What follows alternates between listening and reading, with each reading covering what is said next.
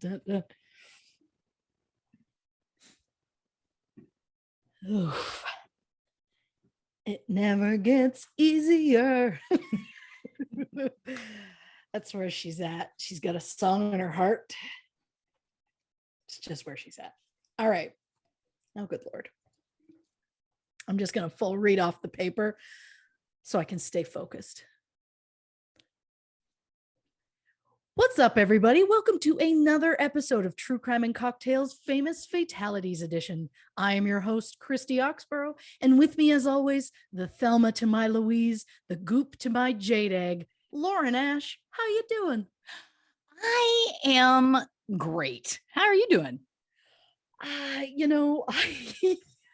I've had like a song stuck in my head for days, and so I've been irritating my family with it because it'll be silent and I'll just start singing it, but I can only sing part of it because there's not the best word in it. But I would like to preface this again with, I do not have TikTok, nor do I want it. Sure. But I can't stop when the videos come up and you just can't stop. And then once there's a trend, everybody kind of starts watching and doing the same videos.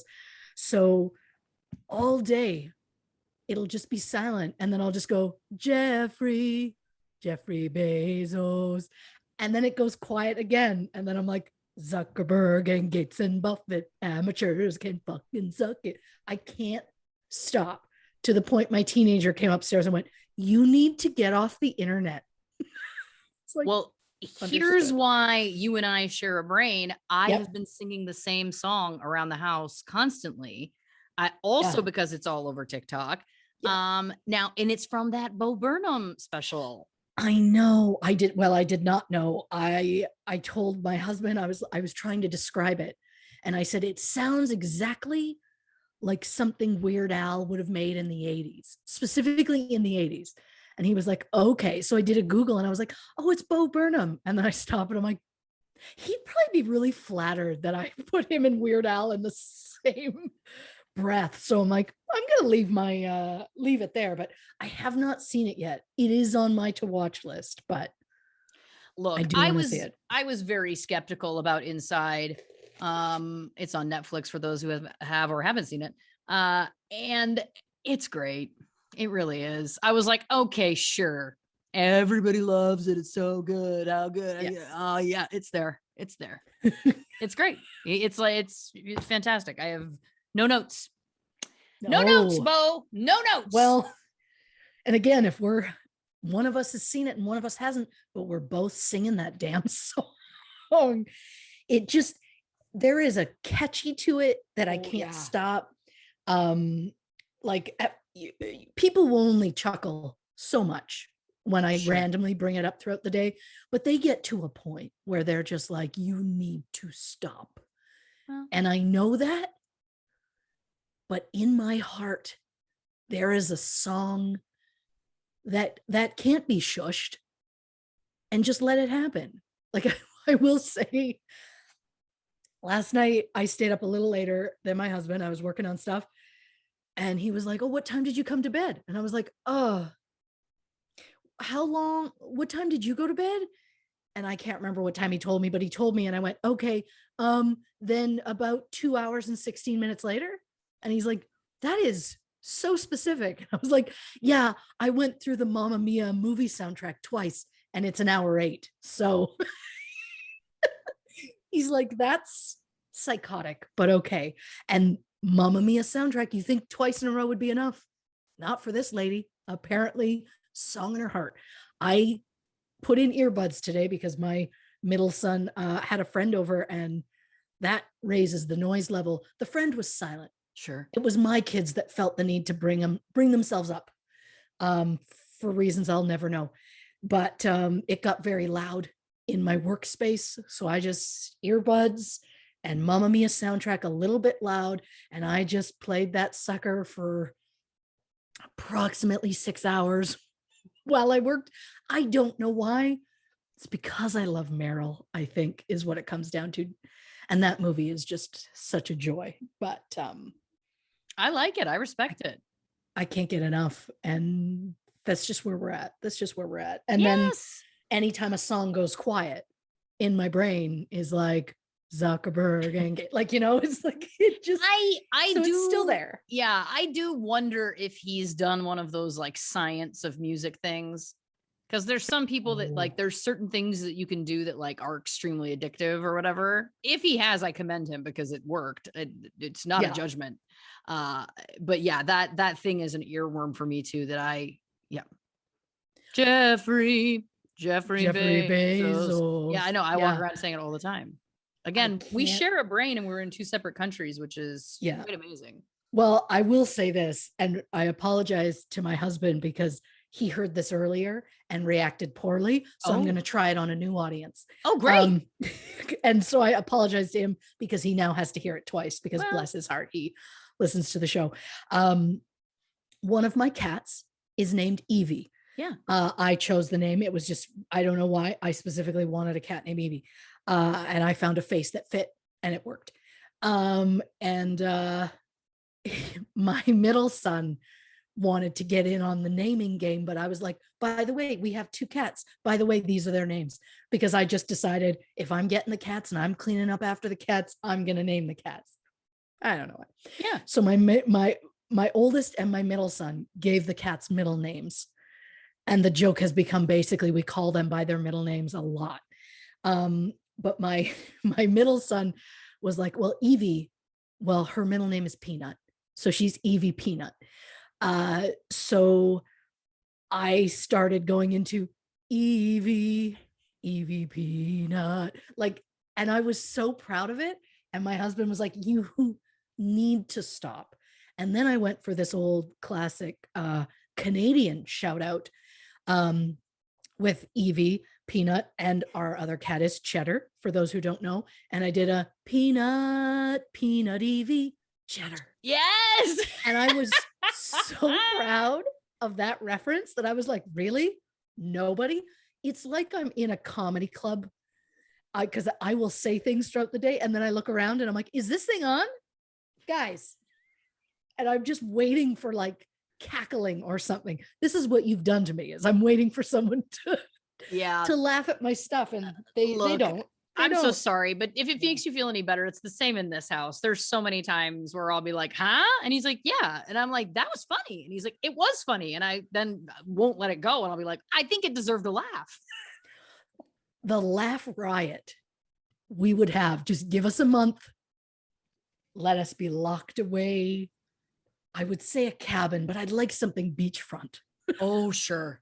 Beach house. Yeah. Where we can beach or pool. Yeah. But also nonstop laughs. Yep. And then a little bit of Weird Al going on, because there are going to be songs that get made up. I'm not calling myself Weird Al for that specific, instead of saying Jeffrey Bezos, saying Evie Peanut or Peanut Evie. My point is, it's on the cusp of what Weird Al could do. It's not. No, I'm not even close to Weird Al. Of course you are. Listen, give yourself a break. I think you're doing great. I think it was funny. Well, I appreciate that. I bet he gets laughs in his own home, but I bet he also doesn't get as many laughs as I think he does. Nobody does. I'm hilarious, by the way. Of course. Of course you are. And also Spencer is very kind. I mean, he's told me multiple times, all the time. He tells me he thinks I'm a living comedy legend, is his quote, which is very, that's extremely flattering, but he doesn't laugh at half my jokes. So you're not alone. God, can you imagine what he'd think of you if he laughed at everything? Yeah. I mean, if he laughed at everything though, maybe, I don't know. Would I get sick of it? No. No. As soon as I said it, I was like, sick of praise? No. Nope. No. That's just, that's like saying, if he gave me too many gifts. Nope. There can never be too much applause. Thank you very much. Thank you. That's what's happened in 8 months of a podcast. 9 months. We could be at 11 months. 10. Don't even know. We're pushing 10. Are we? Yeah. Okay. Yep. I have no idea. Or we're in 10, whatever. God, well, speaking of 10, I could use about 10. What are you drinking over there? Well, listen, I did the research for tonight, and I got to tell you, there is a 100% chance I will cry during this episode. Of course. 100%. So I've stayed sober. I've got a Diet Coke in one hand, and I've got my vat of water in the other. Of course. Which I know is out of character, but I was like, first of all, I always get nervous, as our OG listeners know. If I even have a sip of alcohol and then try to read, I start to slur like crazy. So that's the first thing. And then second thing, I was like, if I have a mouthful of booze and try and get through this, it will go from being perhaps a gentle tear to being an all out sob. And I have to try and avoid that. Sure. At all costs. You mean similar to the last episode where we almost had to stop recording because I was silently laughing and full crying so hard. Yes. That I almost made us stop. But then I tried to rally and then it didn't work. And then I tried again. It's just a lot. Well, look, Sober Sally. Yep. You're not alone. Sober sisters. I've just got a vat of Slurpee, and I wasn't feeling it today. I think there was a lot of loudness in my home, and I was like, I just want quiet. So for the woman that was like, I could use about 10 drinks right now. Well, I have one the size of about 10 drinks. And I mean, if 7-Eleven wants to sponsor, I'm open. I'm here. I'm listening. Let's start a communication. Let's start the conversation. Because come on. I think it's interesting because when we started this podcast, I think we were under the impression that it was like, hey, True Crime and Cocktails, we can drink once a week. What's once a week? No prob. And then it turns into more. And then we have Patreon where we offer bonus episodes, patreon.com/True Crime and Cocktails. Yep. And so then it's twice a week potentially. And then also sometimes we have the boozy brunch and we drink at that. And then and then suddenly you realize like, I can't keep up with my own alcohol schedule. Yeah. Before we started the podcast, I was about, I'm going to say, maybe like a couple times a year. I was barely to the point of drinking at all. Very rarely. It ramped up a little bit in the pandemic lockdown situation. Once my husband and I realized, we like an Arbor Mist, and it goes down. So but even that I think was the lockdown since the podcast. But it was like, at first, again, you're like once a week. Yeah, I could have a couple of cocktails once a week. Well, it just gets to a point where it's like, and it's also different to be like, you know what? I'm feeling like a drink tonight. Let's go have a drink. Let's go do whatever. As compared to, as my husband at one point said to me, like, you drink to go to work. And it's like, yes, once you get to a point where it's like, I got to go to work, like scheduling your booze isn't nearly as fun as it sounds. So sometimes you do get to a point of like, man, I need to stop. But don't think that no booze means no gold. I mean, we ain't getting soft. If that's what people are thinking. Don't. I've already referred to last week's jade egg situation. Oh yeah. If you haven't listened to last week's episode, which was the Glee curse, first of all, what are you doing? Second of all, we went on a real tangent, which was such a joy. You gotta go back and check that out. I've re-listened to it and laughed out loud so many times in that chunk. It's so funny. It's so funny. I would also like to note that because when one of us does the research, we do all the notes. When I specifically do the research, you just show up and you're yourself. You can do this. When you do the research, I need to make myself notes on how to open and how to, go to and from breaks, how to end the show, stuff like that, because I don't do this for a living, but now I do this for a living. Yeah. It's ridiculous. I'm just not used to it. So it's a thing I'm worried about pulling it off the top of my head. So I was making my notes and I was like, I wanted to think of a different way to describe you. And so I was like, oh, well, let's go Thelma and Louise. That feels right. And then I'm like, what's other things that go together? I'm like, she's like the jade egg to my vagina. And I'm like, wait. I was like, I can't. There's insertion there. I want to try and hold on to her as hard as I can without letting God, go. that makes sense. It actually is a beautiful analogy, but yeah, on the surface, it falls apart quick. But yeah, which is why I chose to go with the Goop, because who goes hand in hand but Gwyneth Paltrow, and her company Goop and the jade egg. So that all made sense to me because I had to reference that again. Man, Carol Baskin was my first at bat in this situation, and I was pretty ill for days leading up to it. I don't get ill anymore, but once we hit record and she's like, you ready to go? And my heart goes, oh yeah, that's you. And then my stomach is like, oh, we should shit probably.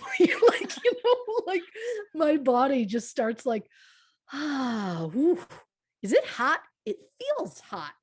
Oh, are we too high up? I think we're standing too high. It's like you're in a chair, you're fine. It's that's why there's notes, because without the notes it would be this the whole time and I would be like, what are we doing? Like, how many episodes have we done where I forget the name of our own show? There was once where I tried to open the show and I didn't remember what we were called. which is insane because I hear and say the title of our show, which is True Crime and Cocktails. Yep. See, I do know it. I say it multiple times a day. Yeah.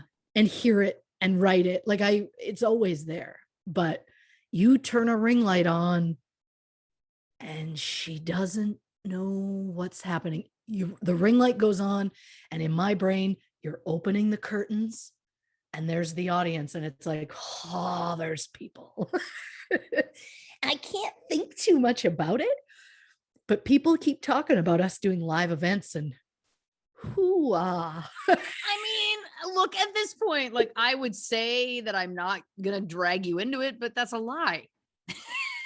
Oh, I know. It's the lie you tell me to lower my nerves and make me go, it's safe. And then you're like, oh yeah, by the way, that door, we're going to go through it and there's going to be people. Let's go. And then it just, Yeah, that's true. But I think the difference there is at least we're physically in the same space, and that might like, let me be your emotional support person. You know what I mean? Like, let me take some of the energy. Yeah, I would absolutely bring you on a plane. Yep. If they would allow me, like, if I would be like, if I'm traveling somewhere, I need to have my emotional support person. I absolutely. And if I had to sit on your lap, I would. Well, in that moment, I mean, once again, we're back to the jade egg vagina. I know. It just keeps leading us there. Good Lord. It's just meant to be. Yeah. Well, I don't know if you just want to get into this. Let's do it.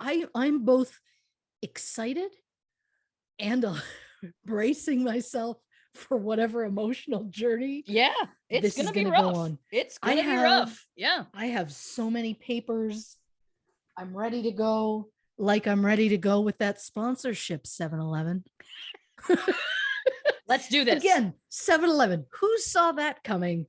Yeah. Not me. But the point is, I've been going to your store for decades, more so somehow in the last 2 years of my life than ever. But for the love of God, help a girl out. Send the woman some free Slurpees. Come on. She's a fan of the product. I have a stuffed Slurpee that sits in my background, and I'm chugging these things more than I should. I know they're not the best for health, but I won't tell people that, 7-Eleven. I'll just tell them how refreshing they are. Exactly. Ah, boy, here we go. Today, we are, of course, discussing pro wrestler Chyna. Yes. Which takes me back because we used to love wrestling. Yeah. But so the amount of times I'm probably going to, for some reason, mention The Rock, he has nothing to do with this, I don't think. But the point is, I'm still going to find a way to bring him up. Why? Yeah. If I can find a promo with him in it, then maybe I can tag him. He can just, great at this point, though. No. Yeah. But, well, it's fine. Maybe it took having daughters for him to be like, be nice to women. I think so. I think so. Oh, God. All right. Well, to this day, Chyna is the most prolific female wrestler in professional wrestling history. At the peak of her career, she was as big of a household name as her male counterpart of the era, Stone Cold Steve Austin. But after being unceremoniously fired from the WWE in 2000, Chyna found it very difficult to find steady work. In 2015, she was approached to appear in a documentary about getting her life back on track called The Reconstruction of Chyna. She was skeptical, but in the end agreed. Within less than a year, she was dead from a drug overdose. So how did a woman who never used alcohol or drugs early in her career ultimately die from an overdose? Was she simply a woman on a path to self-destruction, fueled by heartbreak and pain? Or was she a woman that men exploited for their own gain in that final year of her life to the point that resulted in her death? Lauren Ash investigates. It's the fact that I wrote that intro. And I wrote Lauren Ash investigates, and I feel no shame. I have taken to signing off with reporting for True Crime and Cocktails. This show is taking on a life of its own. Yep. And I am already, just based on that synopsis alone, I've already got my back up about the patriarchy. Listen, you should. You definitely should. Now listen, I also want to say very quickly. Yeah. I'm sure some people would say like Chyna, like why, like wasn't it just a drug overdose? And here's the thing. We've talked about lots of different cases, obvious murders, unsolved murders, serial killers. We've talked about so many different things on this show. But I have been fascinated with Chyna always since she hit the world. And as I kind of watched the documentary that did come out about her, which I'm going to get into that whole situation later, I was like, I think we could cover this. And then as I got into it, I started texting Christy and I was like, we got an episode. Yeah. So while this may not be a traditional quote unquote murder, I do think that it falls under the umbrella of famous fatalities. And I will obviously spell out for you why as we go through the episode. But I think as we go, you'll also probably get a feel for it. I also just want to say I have done my very, very best to be as infinitely accurate to the wrestling details. So if there are wrestling fans listening, please I ask for just a little bit of leeway if I get something a little bit incorrect. I also want you to know I have opinions about some wrestlers you might love and you might not like that, and that's okay. But this is the warning now. They are my opinions and you don't have to share them. That's all right. But I sure got them. So here we go. I cannot wait. Yeah. Chyna was born Joan Marie Lauer, December 27th, 1969 in Rochester, New York, to her father, Joe Lauer, and her mother, Janet Lauer. She is now Janet Lacue or Lack, depends. I don't know, but the Canadian in me would say Lacue. She had two older siblings, her sister Kathy and brother Sonny. Her mom, Jan, says Chyna liked to entertain as a child and put on puppet shows, lots of dancing. She was just a very happy and fun child. Jan says that Chyna had a lot of her dad Joe's traits, namely that they were both very charming and very good looking. Jan has also said that she and her husband Joe were going through a lot of problems when Chyna was a very small child, mainly being that Joe was an alcoholic and a drug addict. Jan says they fought a lot in front of the three children, especially in front of Chyna, as on one occasion, Joe stabbed Jan in front of Chyna with a butcher knife. But Jan says, Jan says she doesn't know if that had much of an effect on Chyna. But we do know that they got divorced when Chyna was 4. And I also don't know a ton about child psychology, but they say those few first years are the most important. So I would go ahead and say it probably had an impact, Jan. Any hoodle. So they get divorced. Chyna says that she went on to have 3 different stepfathers and 1 stepmother. According to Chyna, her first stepfather threatened suicide in front of her at one point. She also said her mother was very dysfunctional, that she would get, yelling and screaming, and Chyna would just try to separate herself from the situation as best she could. Now, I know it's very early. I'm already putting on my psychologist hat, and I just want to say, Chyna talking about how she wanted to separate herself from the situation, just note that, because you're going to notice that that's a real pattern for her in her life, that I would classify as perhaps avoidant attachment. But anyway, we'll get into that later. As a child, Chyna took up playing the violin and the cello. In her autobiography, If They Only Knew, she talked of a time in 7th grade when she was sexually kissed by a much older teacher who worked at her school. Come on. I know. Oh, yeah, look, like I said, if I make it through this without crying, I deserve some sort of prize. Shortly after that, at age 13, she developed bulimia, but she says it only lasted for a few months, probably because then she started experimenting with drugs. But then that only lasted a few months because she actually had to have a surgery to remove an ovarian tumor. And then she became very focused on her health and started working out. It's already too early for a side note. Of course, as a woman who has PCOS, when I heard the term ovarian tumor, I immediately started to wonder if Chyna had PCOS. Now, for those who don't know, that's polycystic ovary syndrome. It affects at least 1 in 10 women. They think maybe even more because it often goes undiagnosed. It's a disease of the endocrine system that affects your hormones. So one of the main traits, and it presents differently in every single person that has it, which is why it's so difficult to diagnose. But one of the traits is that women can have much higher testosterone levels than is typical. And that could speak to part of the reason why Chyna was so muscular and gained muscle so easily. Because I will also speak to my own experience. If I start to work out, I bulk. And so, as Chyna started to work out, she started to become, quite a solid lady. And so I just, I have nothing to follow that up with other than at the time, I don't think anybody was getting diagnosed with PCOS, back in like the 70s, 80s. So that's just a theory I throw out there. Sure. So her sister, Kathy, said there was always something different about Chyna. She said her physical body was a challenge for her in her teens. She was strong, but she didn't know how to embrace it.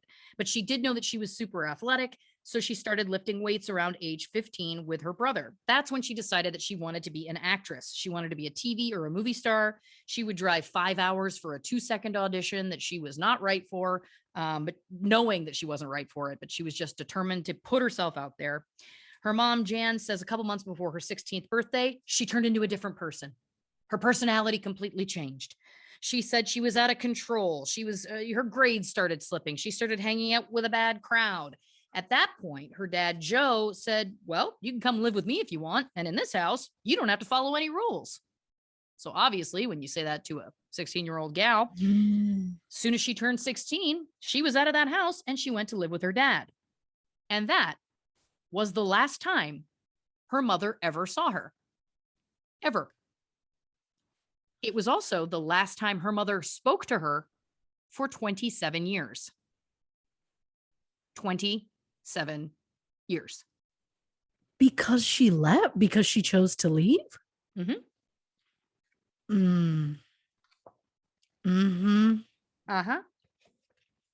So in Chyna's autobiography, she claims that she was kicked out of the house by her mother. But her mother adamantly denies this, saying that Chyna left on her own accord. Either way, as an aunt, I think it's, thank you very much. Yes, Christy, of course, is in her as a mother shirt, which feels right.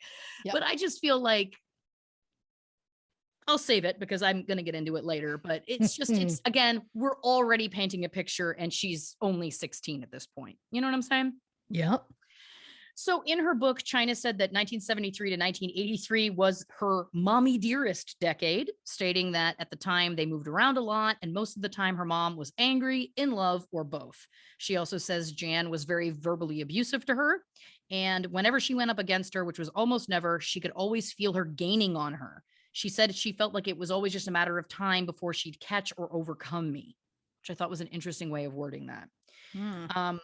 Some sources close to Chyna say that they don't know if that's true because Chyna was apparently erratic when she was writing her book, but those are the words that she wrote. And I personally feel like, if nothing else, whether the exact details are correct or incorrect, obviously this is capturing the feelings that she felt. And I think that is valid. So I'm going to side with Chyna and choose to believe her on that. Sure. Chyna attended the University of Tampa, graduating in 1992 with a major in Spanish literature. During college, she also studied French and German. She could converse in French, German, and Spanish. She was quadlingual. Yeah. Wow. Yeah. Very talented. Later, it was stated that during this time, she was very unfortunately sexually assaulted by two men after she got drunk at a party. One of her boyfriends that she dated later in life, wrestler X-Pac, aka Sean Whitman, later said that she told him that story was made up. I have no idea why she would lie about that story. I have no idea why she would tell that to him.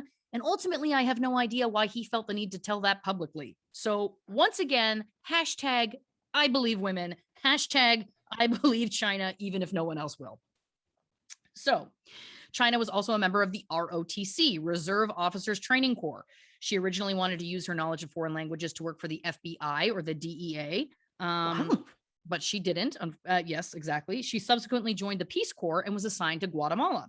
Now, there's some kind of differing sources about how long she was in the Peace Corps, but the consensus is it was around 2 years. She says her father was never able to get over her decision not to pursue a career with the FBI, which seemed to weigh on her. She also alleged that her father took out several student loans in her name without her knowledge, leaving her with $40,000 in debt. Yeah. I guess as a parent, you can do that. So after returning from being away, she had a multitude of different jobs. She was a cocktail waitress in a strip club. She was a singer in a band. She was a 1-900 number chat line worker, which I think is hilarious. In her mid to late 20s, while living in the Florida Keys, she took a 6-week class to train to be a flight attendant. However, in her book, she says that on the way to her first flight, she was in a car accident and spent 4 days in the hospital. After recovering from that accident, her sister helped her get a job selling pagers, and both of them also were said to work as belly dancers. When she was about 25, her sister said Chyna was really floundering. Kathy, her sister, told her to put everything she had in her car and just come to her house, but she didn't really have anything. She didn't have a relationship, job, money, nothing. And the two of them were extremely close. They were best friends, and so they just started to hit the gym together. That was the thing that they did. Chyna began to regularly enter fitness competitions, and that's how she met a man named Jerry Blaze. Blaze? B-L-A-I-S? Blaze? Blaze is nice. Anyway, he was supposed to help her prepare for a fitness competition, but for days after they first met, he says he could not stop thinking about her. He was just so impressed with her. She was unlike anyone he had ever met. And they started seeing each other. And then, of course, it ended up evolving into a relationship. He said that everything she did was something to better herself, to be the one thing she knew she was destined for. She just didn't know what it was yet, which I thought was so interesting. That she was like super focused and determined, but she just didn't know what exactly it was yet. Sure. At this time, she was not a wrestling fan, but one night she did watch it on TV and she saw everyone was playing these big characters. There was lights, people screaming, clapping, cheering. And she said to her sister, I can do that. That's how I'm going to make my mark. Do you want to do it with me? Kathy said, no, thank you. Oh, I love that she's like, I love you. I support you.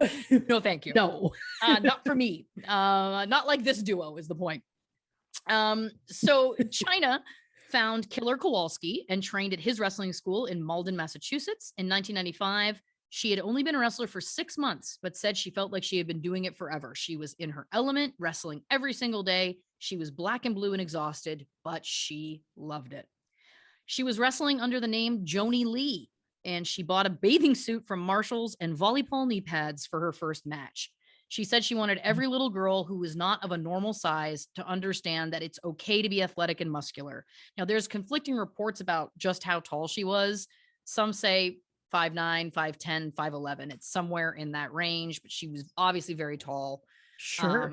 And, solid muscle, like 200 Yes. pounds plus of solid muscle, which is obviously, rare for a woman at that time, potentially to be so tall. I think was the other thing. Like there was bodybuilding was definitely a thing, but it was also her height, I think, that made her quite a presence to behold. So at a match in Daytona Beach in 1995, Jerry says she just had such a presence in the ring, something natural just took over. And she used to tell Jerry that she knew this was going to become something big for her. And within a year, she won the Independent Wrestling Federation's women's title. That was in 1996. And she knew she was going to become a pro.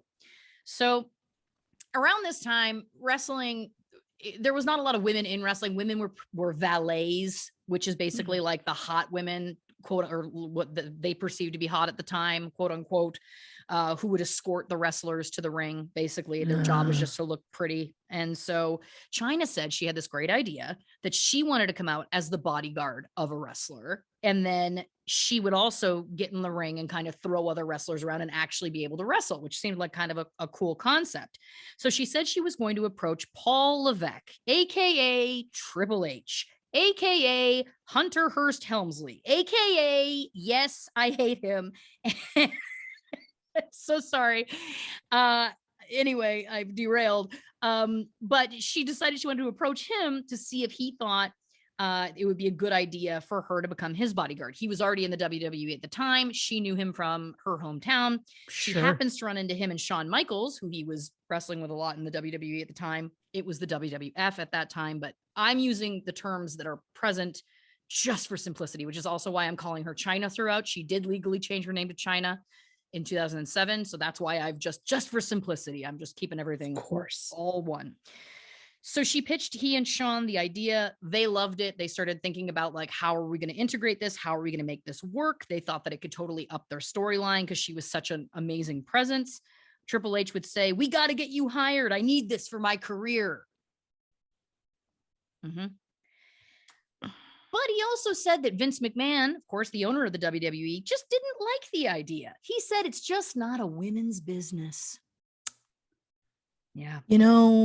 The second you say the words Vince McMahon, I'm like, I have so many negative things that just flood my brain. I'm like, how do you even fuck off, Vince?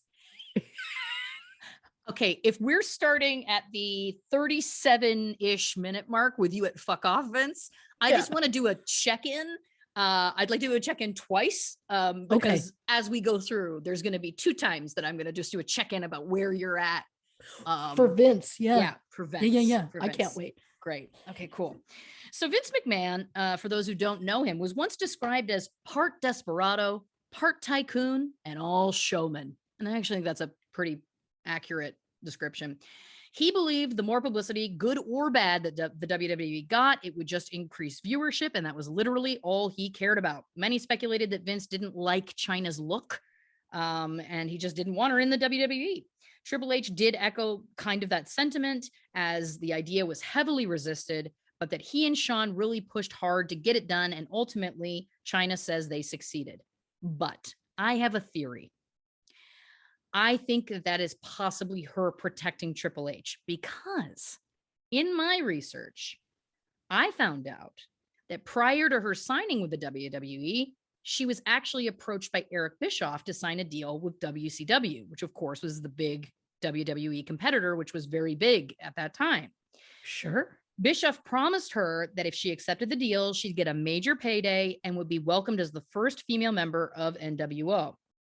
NWO was the New World Order, which was kind of like a group of wrestlers, which of course at the time was helmed by Hulk Hogan, which was a big deal. So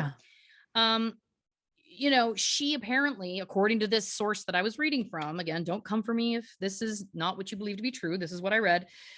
She was thinking about accepting that deal with WCW because Vince obviously was non-committal and they were super interested in her. But she took a chance after Shane McMahon, Vince McMahon's son, asked her to turn down that deal and promised that he could change his father's mind. Fortunately, he did change his father's mind. But my question is, why would Chyna turn down the chance to be a member of NWO at WCW, which was huge at the time?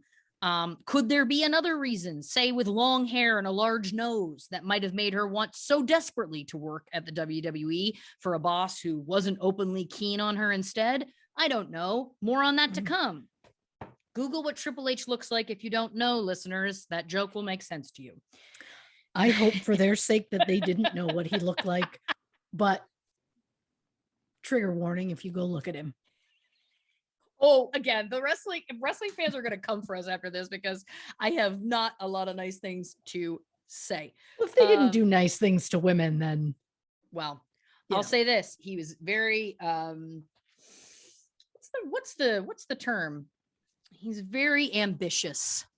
I'll give him that. So, Triple H and Shawn Michaels liked the name Chyna for Joni, as she says they thought it was an oxymoron, that it represented a tiny, petite, like China item, and she was obviously the opposite of that. So she went with it because, he told her to. And I'm not blaming him for that necessarily. At this point, I'm saying I think this is all my own theory, by the way. I just think that there was something there for her. So Chyna made her WWE debut in 1997. The original D-Generation X, or DX, was Triple H, Shawn Michaels, and Chyna, and they were a huge part of the show at that time. This was a time known in the WWE as the Attitude Era. Before the Attitude Era, things were PG at worst, but this was more of a suck it time. Oh, yeah. I was like, how do I explain this quickly? I think that does it. People thought that DX were like total badasses and that they were such badasses that their bodyguard was a woman. And what was cool about it was Chyna, you believed it because she was like such a physical specimen. You were like, hell yeah, she could beat up these dudes, which was awesome. Her sister Kathy says Chyna was thrust into the limelight overnight. Immediately she went on the road. Jerry says from the first time she went on the road, she was basically with Triple H. And they were gone for 10 days, back for 2 days, but she would stay with Triple H. He found out sometimes she would, like, even back home, she would be staying with him. Of course. And then Jerry said, he needed to let her go. He needed to let her go off and do what she needed to do. He needed to not be selfish. He said, and I quote, she needed to go be famous. Now she's got a couple dozen brothers that would take a bullet for her. She finally found a family. Jerry, everyone. The one man who seemed to care about what was right for Chyna. Oh, Jerry. Anyway. Oh boy. Well, yep. Always the way. So Chyna said that she and Triple H gravitated towards each other and became very serious within the next 6 months. And then they were together in a full-on relationship for the next 3-ish years. Chyna was extremely loyal with him, very in love with him. Her sister says they were perfect together, and she thinks Triple H loved her just the way she was. Chyna was asked in an interview in her later years, honestly, was Hunter the love of your life? Her response was, very much so. I was very, very much in love with him, yes. Which again is why I think, because to me, making the choice, when you look at like WCW is like, we want you so bad. Here's all this money. You can work with Hulk Hogan. Or the WWE is like, we don't really want you very much. I'm like, why would she go with them? The heart wants what the heart wants. So Vincent Russo, former head writer at the WWE, says, it wasn't exactly a secret that they were together. People were just taken aback that someone like Triple H would choose to have a relationship with someone like Chyna. And this someone more attractive than himself. Well, that's not what the narrative was at the time. Now, let's also remember this was in the early, late 90s, which, as we've talked about on this show before in the Britney Spears episode, I think it's important to remember this was a different time for women, which I know sounds crazy because it was 25 years ago, which doesn't feel like it was that long. But for those of our younger listeners, it really was a different time. And the narrative was, how could this seemingly super attractive, ripped, whatever dude be into her? Why would he be into her? Was kind of the narrative at the time. And to that, I also say, how sad, because they had everything in common. It makes complete sense that they would be in a relationship. They had all the same interests. They, you know what I mean? Like, they both loved the gym. They both were like bodybuilders. Like, it totally makes sense that they would fall in love, that they would have lots to build a relationship on. So it's, again, this is just, to me, it makes my heart hurt for her so much and this is just the beginning again of what she had to go through with bullshit like that. But anyway, so the crowds were brutal to her when she first came out. It's like they didn't know what to do with her, so they just chose to be mean. They loved to hate her. She would be called names growing up. For sure. She talks about being called like, you're a man, you're a lesbian, like all these things. And I'm not saying that they're derogative. And I don't think that she even necessarily thought that they were derogative, but they were being used to try and hurt her. Right. Right. So, the other thing I found out was that at stadiums, they would like throw batteries at her for some reason. They would, of course, yell all of those kinds of things. They would yell things about what her alleged genitals may or may not have been. Because she wasn't just really big, but she did have kind of a masculine vibe to her, certainly at the beginning of her career there. And, people are shitty. So that, again, mixed with that general kind of feeling like, why is Triple H possibly with her? I think that probably weighed on her.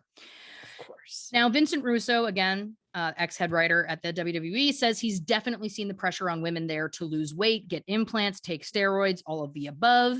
And Chyna definitely wanted to have more of a feminine appeal. Her sister Kathy thinks that Chyna believed it was the only way for her to achieve that for herself was through surgery. Years later, Howard Stern asked her in an interview, "You had your jaw reconstructed to look more like a woman." She replied, "I had reconstructive surgery on my jaw for an underbite I had." And he said, "So it isn't about you looking more like a woman?" To which she said, "No."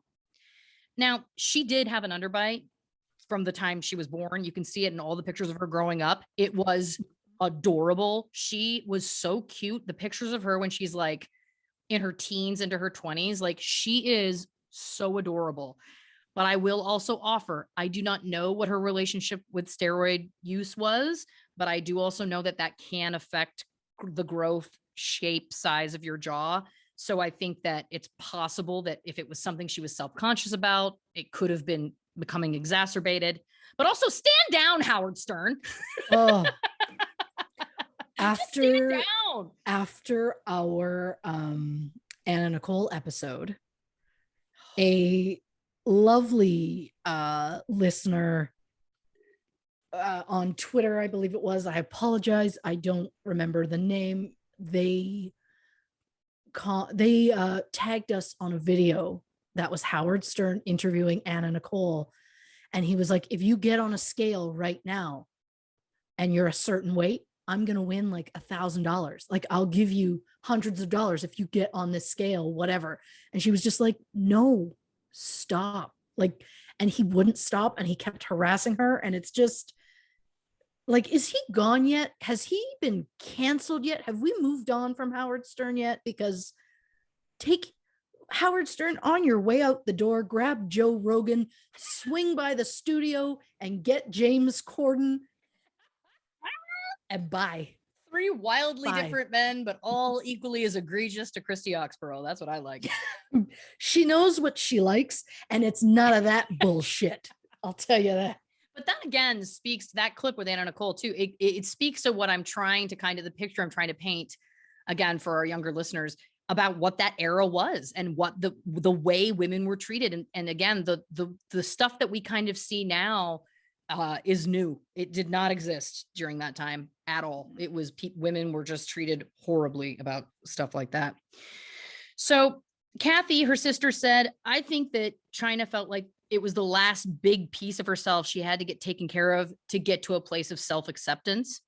That she was not only big and strong, which she loved, but that she was also feminine and sexy. Chyna once described her character as strong, beautiful, and holds her own in a male-dominated environment. And it seems from all of the stuff I've read and watched of her that it was always really important to her to be beautiful, which she was. She brings it up a lot, talking about wanting to be beautiful or feeling beautiful. And then also what she brought up a lot later in her life was feeling like a monster. And she uses the word monster over and over and over again. And it is so heartbreaking to read her talk about herself that way, oh God, it's overwhelming. But anyway, so I digress. But Kathy, her sister, said that she thinks that society in general at that time, obviously, there was all of that pressure. Society liked beautiful women. That was what we were being fed from the media. And Chyna just did what she needed to do. And guess what? She might have been right, because her career skyrocketed after that time, big time. But still, she had to endure interviews like this one with Larry King in 1999. Chyna says, I think I display an enormous amount of femininity. To which Larry King says, oh yeah, I'm not saying that, but the look is of... which she says, the look is strength. And I think, to me, he cuts her off. Strength is a male word. To which she says, strength is a male word because I think women are afraid to show strength because they get chastised for it. And to that I say, so gracious, so articulate. He didn't deserve you, and neither did we. Neither did we. Larry King, we don't miss you.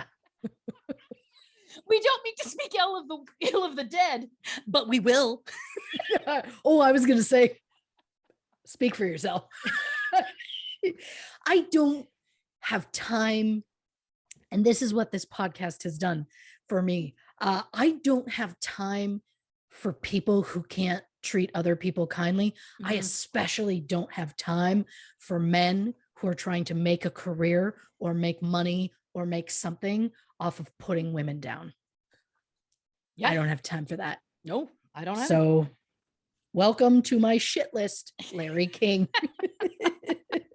I'd like to get a copy of that shit list and put it on merch t-shirts. Of course. We'd get sued for defamation. Maybe. Anyway, maybe just a limited run. Okay. I don't think the shirts are going to be big enough. Well, we can go into the back. They probably have to. It'd have to be a dress. Well, that feels right. Fighting the patriarchy one dress at a time. I like it. With little Post-its, all of their names on Post-its covering everywhere. I mean, let's talk about it. Well, now you're the merch designer. Get into it. Get into it. All right. So, quick Chyna plastic surgery side note. Her breast implants were custom made for her after her first implants ruptured during a wrestling match. She had also complained to her plastic surgeon that the largest implants they had did not suit her frame in the way she desired. So her custom implants became the model for the Chyna 2000s, a model of breast implant now marketed to large framed women and female bodybuilders. How about it? Oh, that was interesting. So the powers that be at the WWE wanted Chyna to start wrestling by herself instead of with Triple H and Shawn Michaels. She didn't want to do it. She didn't think it was going to work. She says she always felt like she was under an enormous amount of pressure to be perfect and not screw up. But with Chyna, it was the first time that intergender matches made sense and were believable because of her size and strength. She could fight the men. And she could even potentially win the Intercontinental Championship from a man. And she was the first woman to do so. But not without having to endure complete misogyny. So during one 1999 fight against Triple H, he kicked her in the breasts. The announcer said nothing. Chyna retaliated by socking him in the balls. The announcer gulped and said, I still don't know if I'm comfortable with this. So a man hitting a woman, no problem. But a woman hitting a man, discomfort. Chyna once said in an interview, my job was just to keep my mouth shut. Okay. So in 1999, like I said, she became the Intercontinental Championship title winner, billed as the 9th wonder of the world. Andre the Giant was, of course, the 8th wonder of the world, or billed that way. She was also the first woman allowed to battle for the King of the Ring at the Royal Rumble and the first woman to become the #1 contender to the WWF Championship. She had singles victories over several prominent male wrestlers, including multiple-time world champions Triple H, Kurt Angle, Chris Jericho, and Jeff Jarrett. Chyna left what WWE has called a lasting legacy as the most dominant female competitor of all time.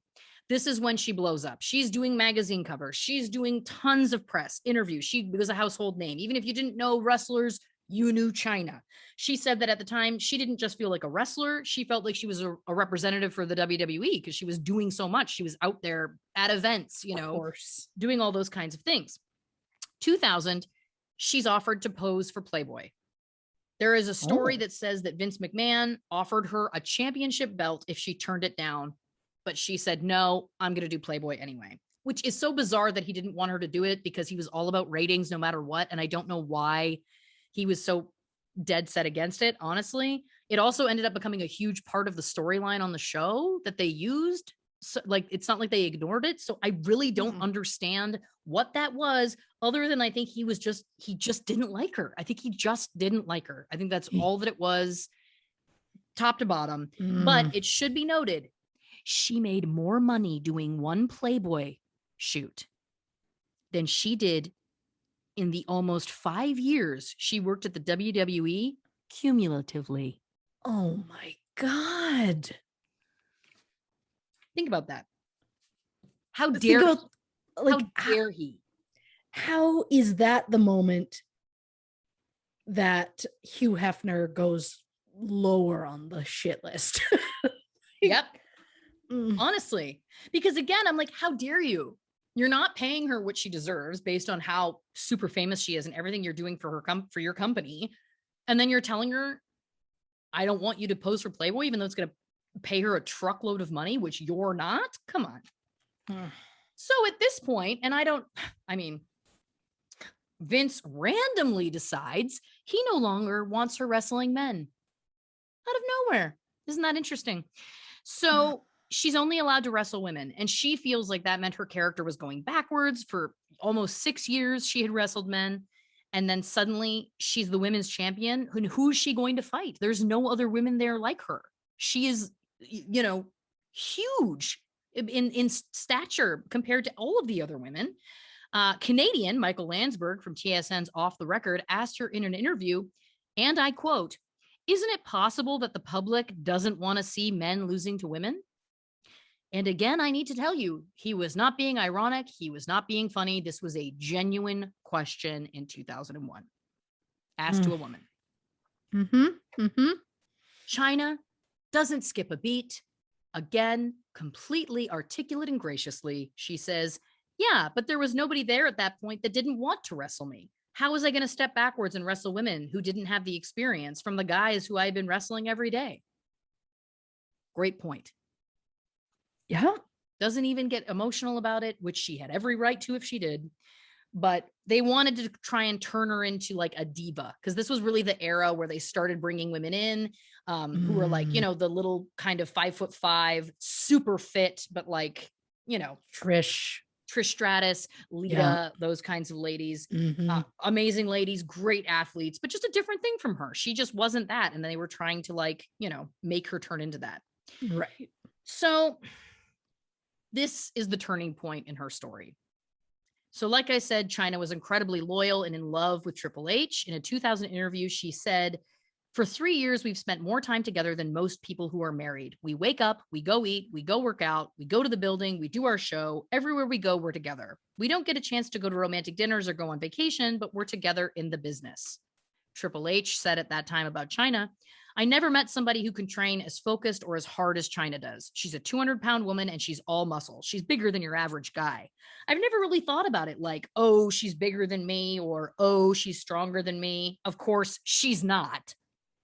But it was never really a factor for me. I just saw her as a person and a personality. And to be quite honest, I'm impressed and proud of everything she does. I see people in the gym saying, oh my God, and I'm proud of her. It makes me laugh."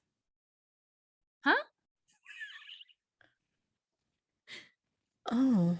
I don't fully understand that way that turned at the end there, but okay. Um, and then this is a quote from Triple H in 2000 that is such chilling foreshadowing to everything that I'm about to talk about.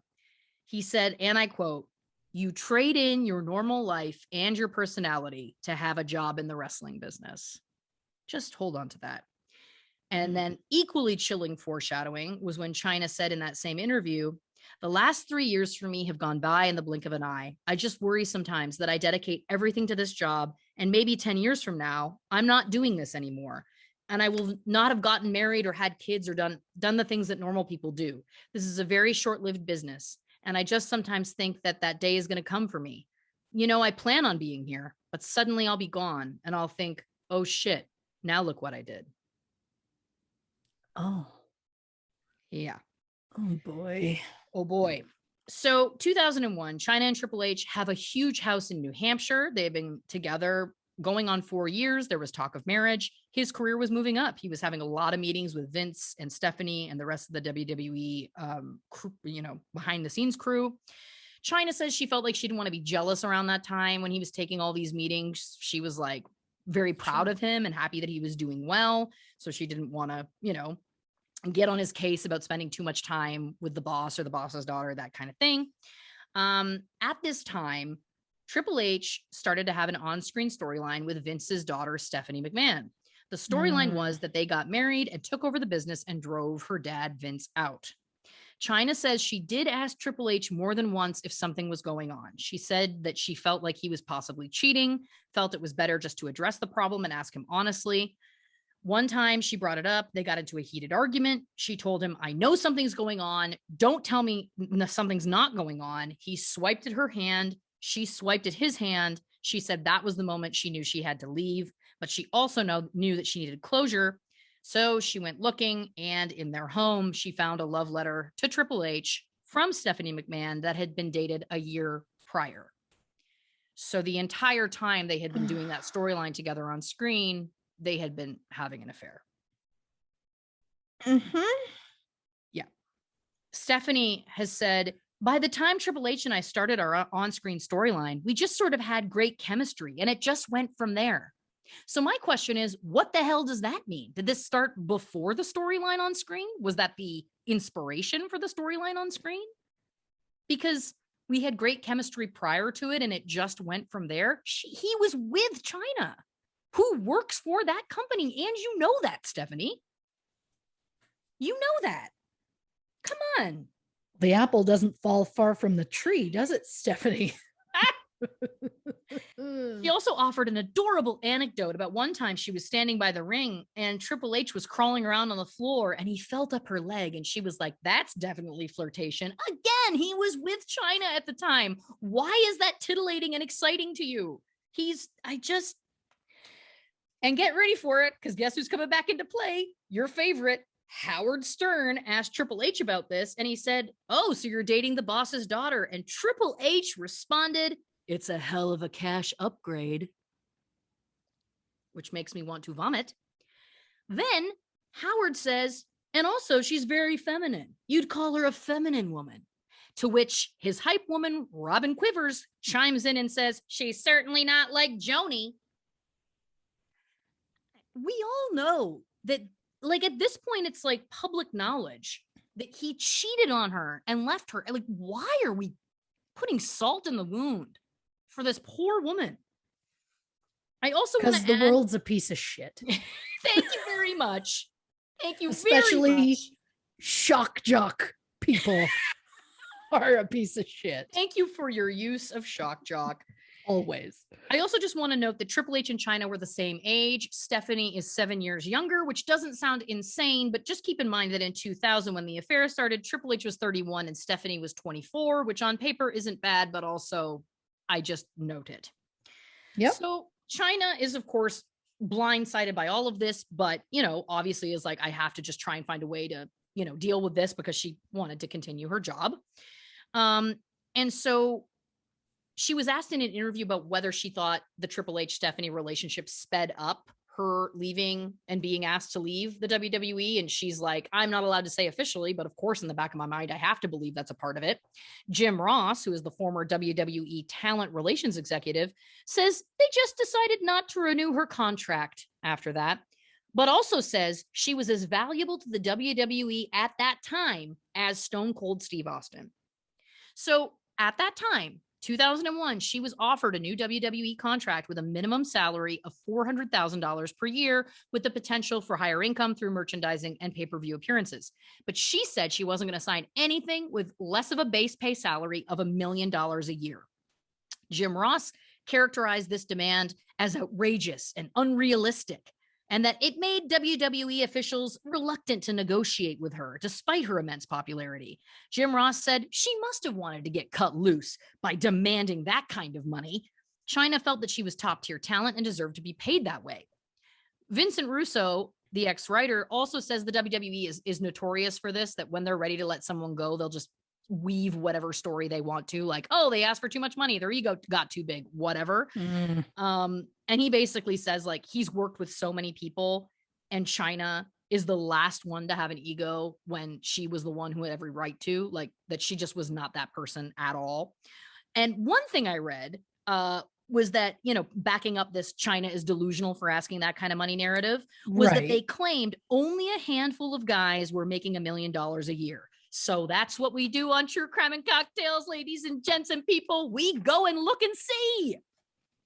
That's my girl. Thank you very much.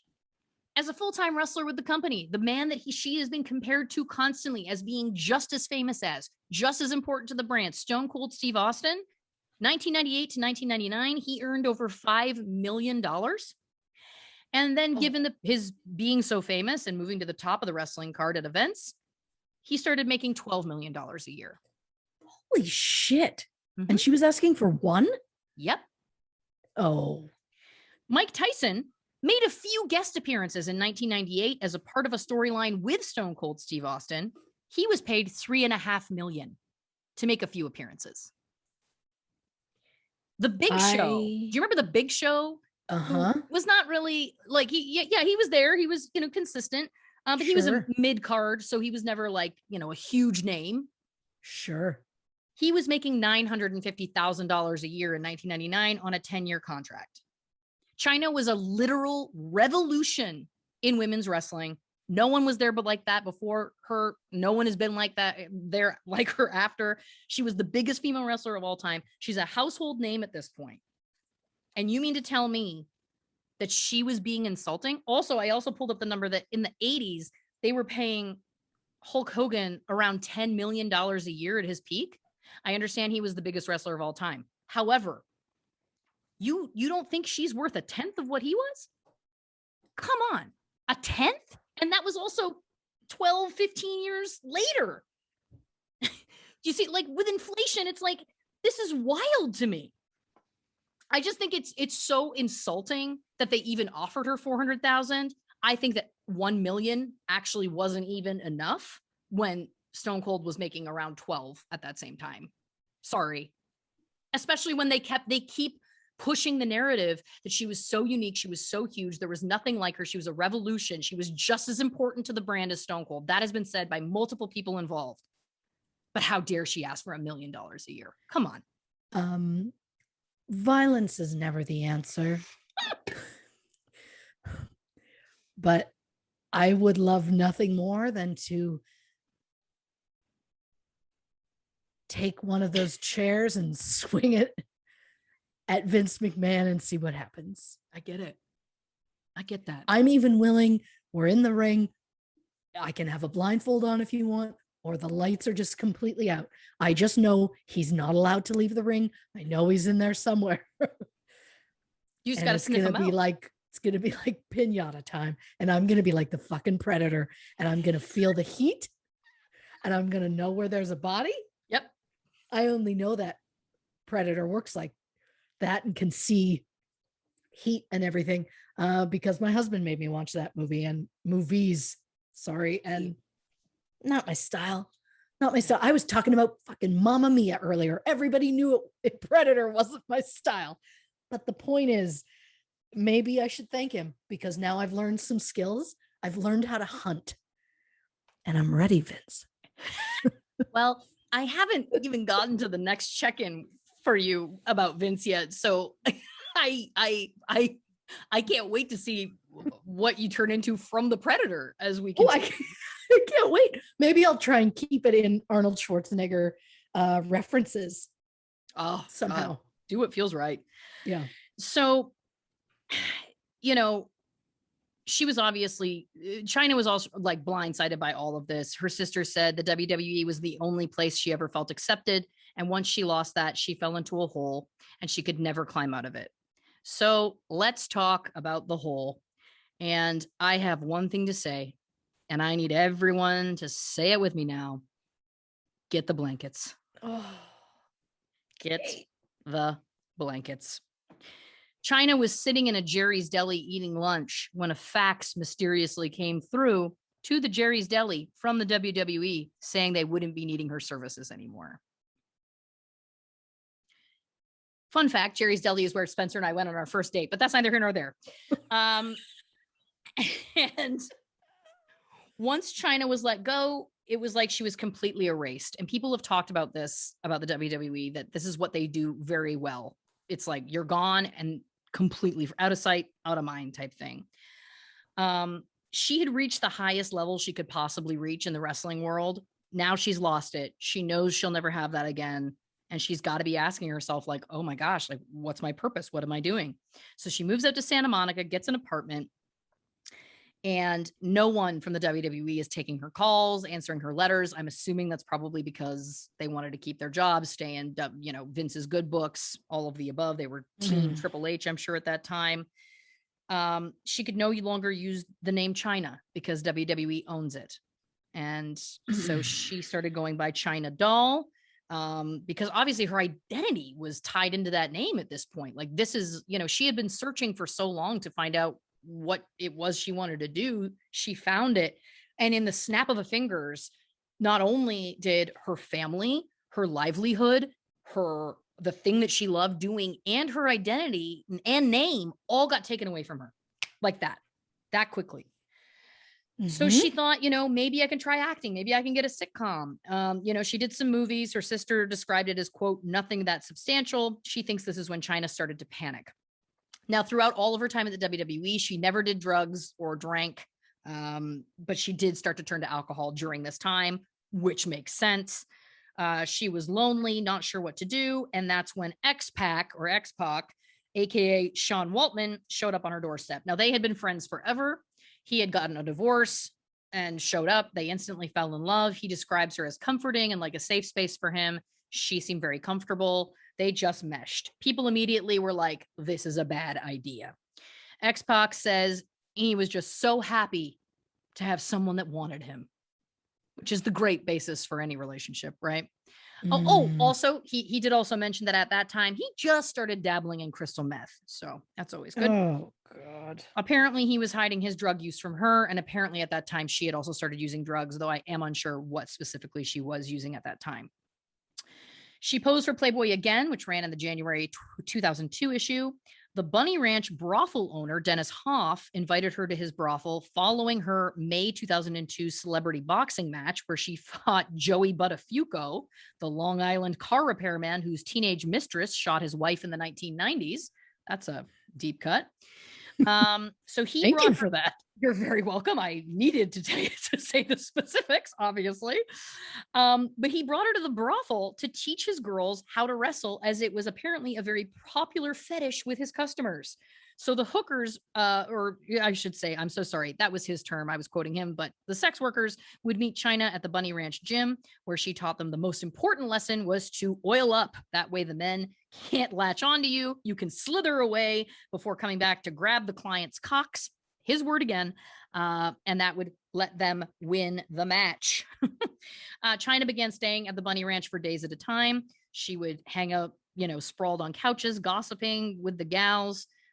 He also said, though, that she was probably more sensitive than anybody else he'd ever met. She would cry over things people would say about her, like negative things about what she looked like. She just wasn't nearly as tough inside as she was on the outside, was his thing that he really took away from her. Oh, so she was human. Believe it or not. Hmm. Fall 2002, she sets off to Tokyo to work with New Japan Pro Wrestling. There was a different respect for wrestling in Japan. It was huge at the time, founded by Antonio Inoki. He is described as a mix of Vince McMahon and Muhammad Ali. The style is called hard style. And what does that mean? Well, it means you really hit and really slam your opponents as hard as you can. So Chyna had to learn this new style. She trained for 10 hours a day. She fought in several matches. She said, as a foreigner, you're going to get beat up. She fought in several matches in September, October of that year, most notably being a big fight with Masahiro Shono at the Tokyo Dome. And I think there was about 8,000 people there. I think she was quoted as saying, he thought that he could wrap up the fight in 3 to 4 minutes. He didn't think that Chyna was really going to be that big of an opponent for him, but she kept getting up. She would not stop. She did not give up. And the audience got on her side. And apparently he is extremely famous there and had a lot of fans at that time. And apparently he said that even his wife, who never wanted to watch wrestling, she wanted to come to that match and she cheered for Chyna. Which amazing. Yep. He said that Chyna was one of the hardest matches he has ever fought. Chyna said it was the most physically demanding achievement of her entire life. She only fought one more match after that with New Japan Pro Wrestling because X-Pac, it's Pac, I think. Anyway, I'm so sorry. Had gone to Japan to be with her, and he brought coke and meth with him, and she started doing drugs with him. Now, a man named Ken Yasuda, who is an MMA fighter and a friend of Chyna's, says that doing drugs started to affect her. She started to become late, flaky, and they did fire her. So Chyna comes back.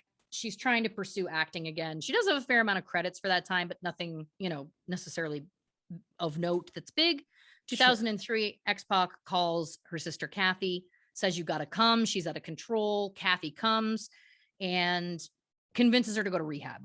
They go to a rehab, but after 10 to 15 minutes, Chyna leaves and saying she never wanted to see her again. How dare you do this to me? And she ends her relationship with her sister Kathy, and she never saw her again. Ever. Oh. This was her only family member she had contact with at this point, and that was it. And I bring you back. Oh, what's that? Yep, the psychology hat is going back on. I bring you back to the beginning. She has this pattern throughout her life, and this isn't the last time we're going to see it, where it's like somebody wrongs her, she's done, and literally cuts off. Which is also, I mean, there's many different diagnoses. I am not a doctor, so I shouldn't be giving them, but again, it's just a very it's also a, trait of BPD, borderline personality disorder. But again, more on all of that later. 2004, she and X-Pac released a sex tape called One Night in China. It became the top selling adult DVD of the year. Some sources say she never got any money for it, but I'm not sure if that's true or not. But what is true is that this inspired her to embrace a real porn career. And she started doing adult movies, including the AVN winning Backdoor to China. Oh boy. Yeah. X-Pac describes their relationship as codependent, volatile, and fucked up. No matter what happened, they would always get back together. Chyna said dealing with an unstable person like him made her unstable. Friends say she was so desperate to be loved, she would take these toxic relationships and just hang in there, which is interesting again, because she would cut these women out of her life or cut family out of her life, but she just wanted that love so bad. She would do anything to try and get it, which is reminiscent again, Marilyn, Brittany, Anna Nicole. Like, these are stories we've heard before, January 1st, 2005, she is arrested on domestic violence charges after she allegedly beat X-Pac. He says she assaulted him, struck him in the face and head and face countless times. She simply says, this is her quote, she bitch slapped him. I don't know what the truth there is. 2005,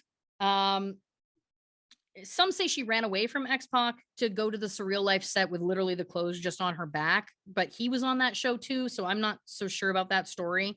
I watched religiously every episode of that show. She did seem very intoxicated for most of it, from what I remember. She followed up that show with a stint on the 2008 season of Celebrity Rehab. It should also be noted, I think I mentioned it before, but 2007 was when she legally changed her name to Chyna. February 8th, 2007. A visibly upset Chyna appeared on Larry King Live to speak about her friend Anna Nicole Smith, who had died earlier that day. On the program, Chyna said she knew it was coming because of the way the media had ridiculed Smith, and she drew parallels between Anna and herself. She's done reality shows. I've done them too. When she talks about her feelings, they're the exact same as mine. Now, the wife of the CEO of Trim Spa was like, Anna Nicole didn't think that Chyna was her friend, but they did a movie together. Anna's last movie, Illegal Aliens, they were both in together. Chyna was also in an episode of the Anna Nicole Smith reality show. So again, I don't like, she obviously knew her well enough. If they were coworkers and she'd been in her reality show, shut the fuck up. Why is everybody calling this woman a liar? I'm so over it. Like, she knew her because there's video proof of it. Yeah. You know what I mean? Like, she's allowed to be affected by the death of someone that she worked with. Whether or not they were deeper friends is kind of irrelevant, in my opinion. Yeah. Between 2009 and 2011, Chyna stripped for cash. She also starred in a total of 5 porn movies, which Vivid would release between 2009 and 2011. Vince Russo from the WWE said the porn made sense to him. She needed work. An adult film company treated her with respect, gave her money. It just made sense. Chyna said, what's wrong with it? If I do it in a sexy, safe environment where I have control and they're going to make me feel beautiful and, you know, maybe mentally, like, it couldn't go any worse. Oh, makes me want to cry. Oh, so sorry. That was a double page. Later on Celeb Rehab, she said about that time, I just feel like I lived in a hell forever, to which Dr. Drew responded, you did. It was a spiral down. No one could stop but her. I mean, look, I have a lot of feelings on Dr. Drew that I know we won't get into today. Yeah. We'll get into another time. Of course. My God, I'm mentally, I think the only word that is appropriate is seething. Yeah. About so many things. I know we have so much more seething to do. We do. So we're going to take a quick break, go stretch it out, grab a drink. We'll be right back with more on Chyna. Fuck off, Christy. She read it to try and keep it together. Here we go. And we'll be right back with more on Chyna. Fuck off. Oh, God. And you know what? We're just going to keep this in. We'll be right back with more on Chyna on True Crime and Cocktails, Famous Fatalities Edition. You're doing great.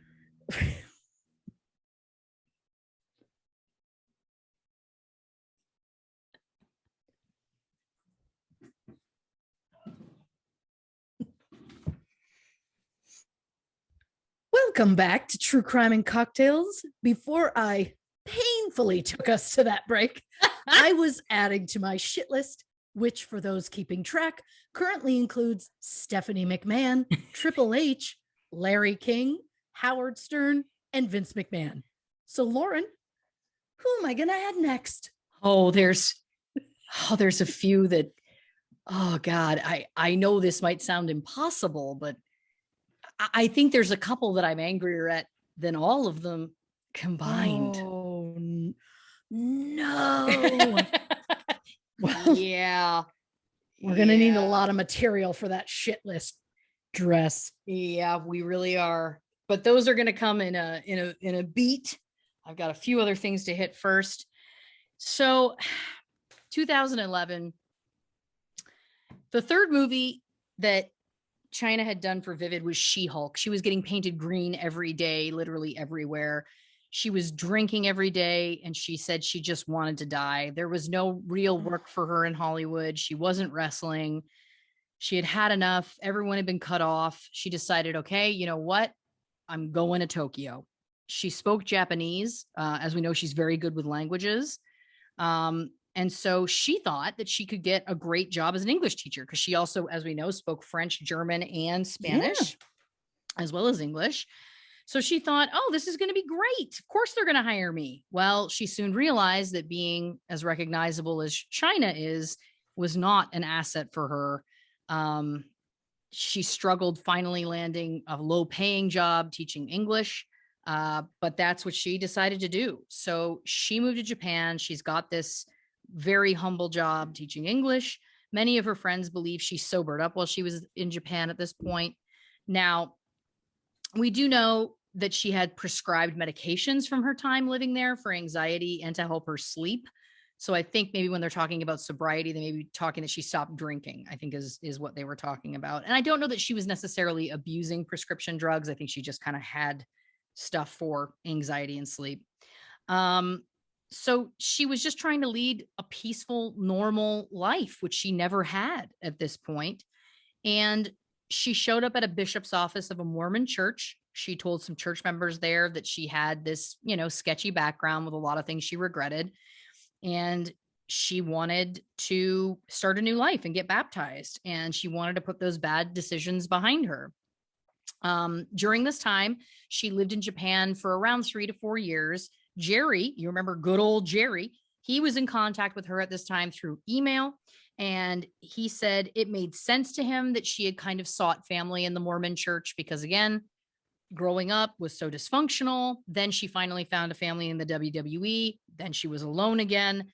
And so he says, she just wanted to be loved so badly, which, as we know, does draw a lot of people to religion. A lot of people who are lonely get drawn to religion, which is good for some people. People thrive in that environment. They find community, but it can be bad for other people as well, just like anything can be. But Jerry says he felt like overall during this time, she was actually doing very, very well, which is lovely.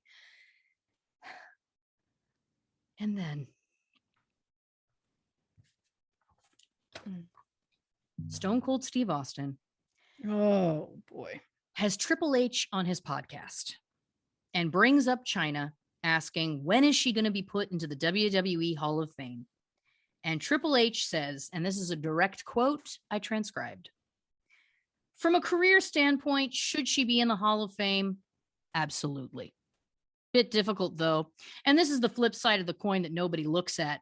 I got an 8-year-old kid, and my 8-year-old kid sees the Hall of Fame, and my 8-year-old kid goes on the internet to go look. Oh, there's Chyna. I've never heard from her. I'm 8 years old. So I go to type that in, and I punch it up, and what comes up? And I'm not criticizing anybody. I'm not criticizing lifestyle choices. Everybody has their reasons. I don't know what they were, and I don't care to know. And it's not a morality thing or anything else. It's just the fact of what it is. It's just a difficult choice. And then he changes the subject. He goes on about like how the Hall of Fame is so difficult to get into, and then he changes the subject. So apparently Chyna can never be in the Hall of Fame because he doesn't know how to put parental controls on his own computer. Like, I don't understand this. And so then it made me realize, like, I wonder who is in the WWE Hall of Fame currently. Like, who all's in there? Because he said they have a very, very, it's not just about your kind of athletic performance. It's kind of like an overall thing. So if they've got those kinds of standards, surely everybody in the WWE Hall of Fame would be only the best model citizens, right? Boy. Now, it should also be noted that I have left out some people suspected of murder, a man who had dementia and killed another man in his nursing home with his bare hands, and all the DUIs, public intoxication type charges. So all of those people are still in there. I'm not even going to talk about any of them. It should also be noted they have removed some people from the Hall of Fame, like Hulk Hogan, after, of course, he was caught on tape using the N-word, as they should.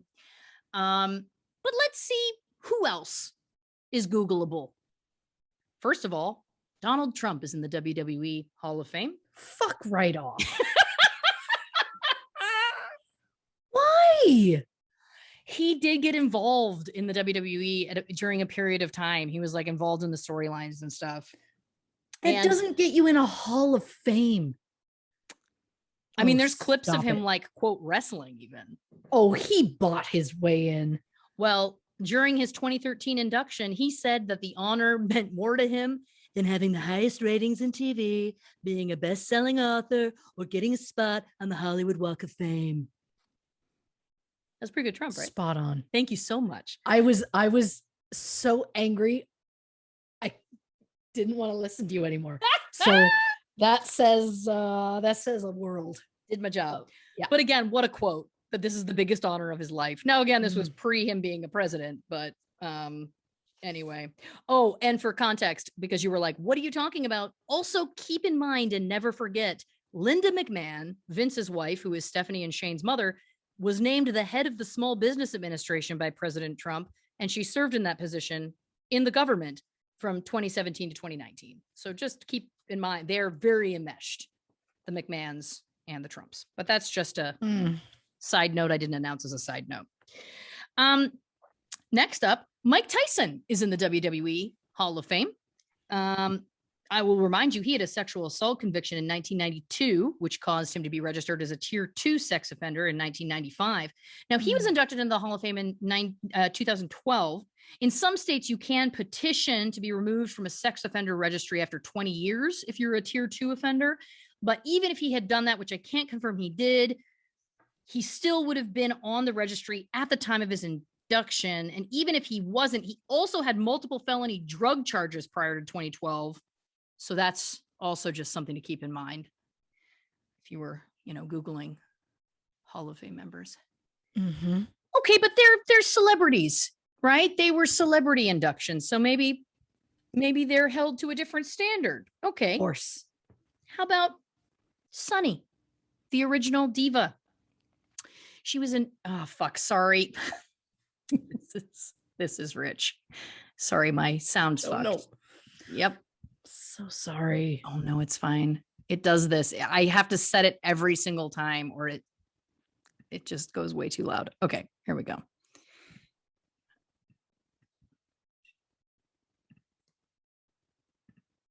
Okay, but those were celebrity inductions. So let's look for a wrestler or someone involved in the company. How about Sunny, the original diva? Okay. Sure. She was inducted in 2011. She also signed a 6-figure contract to start doing porn with Vivid in 2015. And I checked today, and she has Hall of Famer listed in her Twitter bio, as well as a link to her OnlyFans. And her OnlyFans name is actually WWE HOFer Sunny. So WWE Hall of Famer Sunny. So if Triple H's rules and standards are as high as he says they are, why hasn't she been removed from the Hall of Fame? And why is she allowed to use WWE Hall of Fame in her OnlyFans name? So then I dug further and discovered that from 2001 to 2003, Sunny regularly posed nude for Missy Hyatt's adult website, Wrestling Vixens. So guess what, Hunter? You done. Because when I get really angry at you, apparently I only use your first H. Caught you in your own lie, boy. I like that as a parent who would go right for the middle name or use the entire name. Yep. You're like, if I'm pissed enough, not even worth my breath to go for the regular. You may even be pissed enough. He's just, yep. Just the sound barely emitting. Yep. I don't know what you're thinking. Is that where the list ends? Oh, it's not. Of course it's not. No, it's not. Scott Hall was charged with a second-degree murder over a girl in 1983. He says it was an accident. He may have been charged more severely, if not for the lack of evidence, according to police. He was inducted in 2014 and then again in 2021 as a part of the NWO. So he's in there twice and he killed somebody. Okay? Literally. But Chyna was in porn. Ultimate Warrior is in there. He is horrifically homophobic. He's dead now, but when he was alive, he was doing college speaking tour, just terrible, terrible shit. And then this is the one that really got me. Abdullah the Butcher is a wrestler in there. He's most famous for he would cut, and wrestlers will do this. They'll like hide a razor blade and they'll cut themselves just a little bit to like have blood come. Okay. And this was his big move. And he would also do it to others in the ring. But then here's the thing. He would knowingly mix his blood with other wrestlers' blood, even though he knew he had hepatitis C. And he actually lost a lawsuit for $2.3 million for his negligence in 2014. So he's in there. And I want to remind you, I found all these things, Hunter, by Googling. So if your 8-year-old is Googling your Hall of Famers, that's what they can find. Well, I hope that your son Googles true crime and cocktails and Triple H. And then here's, by the way, your dad's a piece of shit. Okay, maybe I don't want the child to hear that. No, I assume he's no don't longer a child, but the point is, that's well, you know, I just think when you start to look at it, it's like, you know, Chyna was someone who felt she had no other option other than to have sex for money. And when you think about it, wasn't that exactly what Triple H was doing too? It's too much of a burn. It's too much of a joke. It's too much. That's defamation. It's defamation. I didn't mean it. Allegedly. Speculation. I'm just angry. I'm spicy. No, I like it. I like you very much. But I also just want to add, just to give context, that again, at this point, Chyna had moved to Japan. Okay. She literally had moved to Japan because she didn't want to do porn anymore. And that was the only work she could get in America. And why are they bringing this up? Stone Cold, Triple H, let it go. Why is this a conversation? She's not putting it out there into the public. Leave her alone. At this point, he was married to Stephanie, who I will add is the one who is set to inherit the empire, which is currently estimated to be worth $2 billion. At that point, Triple H was the, I believe, WWE executive vice president. And she's making pennies teaching English to get by. Leave her alone. It's too much. It's too much. All jokes aside, you know, come on. It is very reminiscent of Justin Timberlake. Yes. Being like, how can I get my name out there? How can I milk this? How can I make people want to listen? Oh, right. I'll bring up my ex-girlfriend that I was super shitty to because I know it gets people's attention. Yep. And yeah, Justin, we're on to you now. Yep. I used to have a shirt that said Mrs. Timberlake. I don't fucking want it anymore. Jessica can have you. I'm done with you. Put him on the shirt. Put him on the shit list shirt. He's been on the shit list for a while. Hashtag free Britney. Hashtag free Britney. Yep. So at this time, Chyna's work visa runs out and she couldn't work anymore or she risked being deported. She doesn't know what to do. At this point, Chyna reaches out to her mother, Jan, for the first time in almost 30 years. Oh. She calls from Japan. Jan says, well, Chyna did most of the talking about her life in Japan, that she was breaking immigration laws by staying there. Jan told her not to go back to California. Chyna said, Mom, what else am I supposed to do? It's not like I can get a job at McDonald's. And this is a quote. Jan said, I said, sure you can. You can get a job at McDonald's flipping burgers until you can find something else. And with that, I say, I sure bet Chyna was real glad she made the choice to call her mom for the first time in 30 years, only to have her tell her to get a job at McDonald's. Because that's also not realistic. Like, that's the other thing too. Like, yeah, on paper, sure, but that's not solving the problem. Chyna was also sending emails to Stephen Hirsch, who of course owns Vivid Entertainment, the porn company who had produced Chyna's porn videos. In one, she was talking about like, I feel like my skin is beautiful. My figure is feminine and pretty. I look good. Can we talk? What's the next step? Can we talk about money? I want to be a beautiful porn star. I just feel like she felt like she was completely out of options. She's calling her mother for the first time in almost 30 years. Mm-hmm. She's reaching out to try and do porn again. She's clearly desperate, vulnerable, out of options. And that's when we enter Anthony Anzaldo, a man who I hate with the fire of 1,000 suns. And if you think that you hate these other men, well, get ready, Buttercup. Buckle up, because I'm about to take you on a wild anger ride. Oh, no. Once a successful record promoter, Anthony spent the 2000s getting former athletes and classic TV actors like Brady Bunch star Barry Williams and Jeff Conaway, who played Kaneki in Grease. Yeah, he did. He sure did. To star on reality TV shows. He would brag that he was in the room with Jeff Conaway when he died. To some reporters.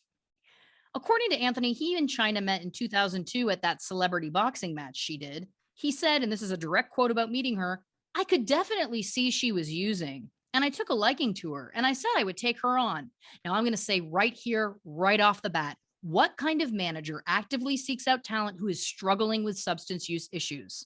The only person who is doing that is someone who wants to take advantage of you, exploit you, etc. They do not care about your well-being. I'm going to say that right out of the gate. That's just my opinion. He said, "We started working together. She was a train wreck, but I loved her and we had a great time." He got her booked on The Surreal Life and then Celebrity Rehab. But then sometime after 2008, they parted ways. He says that he's unclear why. Her friend Mary Carey said that she switched managers a lot after 2008.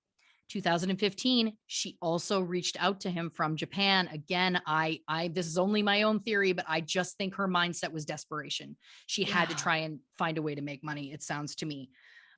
She found this calm little corner in the world for herself, and now she had to give it up. She had no prospect. She was freaking out, I'm sure. So if you ask Anthony, he'll say she was a member of his family and that he never worked as her manager. Nonetheless, he began plotting a comeback for her that would end with her wrestling at the MGM Grand in Vegas. However, also around this time, he received an email from a big fan of Chyna's, a Boston comedian named Rob Potillo, who had found Anthony's contact information online. He wanted to make some comedy videos with Chyna, but Anthony countered with a proposal. "Let's create a documentary about Chyna's comeback. We'll call it The Reconstruction of Chyna. It would be about the reformation of mind, body, and soul." He also said, "The goal in life is to be happy. And ironically, it's the only thing you have power over." What is he talking about? Where is this? What? Why on earth is, first of all, he responding to a random comedian who I've looked up, God bless, he did not have a lot of credits at that time. So this wasn't like it was someone of note reaching out to work with her. And then why also is he pitching this random person to make this documentary and then starting to go on something about mind, body, soul? Like what's even happening? Also, Rob had no documentary experience, but I guess was game because he had reached out about working with Chyna. So he recommended his friend Eric Angra, an up-and-coming documentarian who had directed a number of shorts as well as edited a Ken Burns movie. He was also a cinematographer for 2 episodes of Vice, which is an HBO program produced by Vice Media. And honestly, I can tell you, I don't know if I hate him or Anthony more. I cannot wait to hear what your choice is in the shittiest competition of all time. Anthony pitched Eric on making a movie exploring Chyna's rise, fall, and accomplishments as a female athlete. Eric agreed. They decided that Anthony and Chyna would have executive producing credits, but that Eric would own the film. So Eric purchased a ticket for Chyna to come from Tokyo to New York, and Chyna started emailing her friends that she was going to be coming back to America in the late spring of 2015. Dennis Hoff, who you remember owns the Bunny Ranch brothel, begged her not to go back to LA. This was a theme that came up from a lot of people that knew her. LA, I think, was toxic for her. That's when she really got into the alcohol and drugs and stuff. Dennis invited her to move into the Bunny Ranch. He promised to pay for a psychiatrist, counselors, addiction specialists, everything. "She looked at me in a strange way as a dad," he recalls. "I was very happy to consider her a daughter because, I'm a lot of things to a lot of people," which is creepy and chilling, but I guess I appreciate that he seemed to genuinely want to help her. Sure. But yeah, other friends said she loved California. It just wasn't a good place for her. And then her mom said she just kind of blew her friends and family's concerns off. "Yeah, Jan, because she reached out for your help when she was desperate and had no one and no options, and you didn't read between the lines. That's why she blew you off." So Chyna's preparing to leave Tokyo. She said that she felt like it was going to be hard to go back to LA, feeling like she was not so glamorous.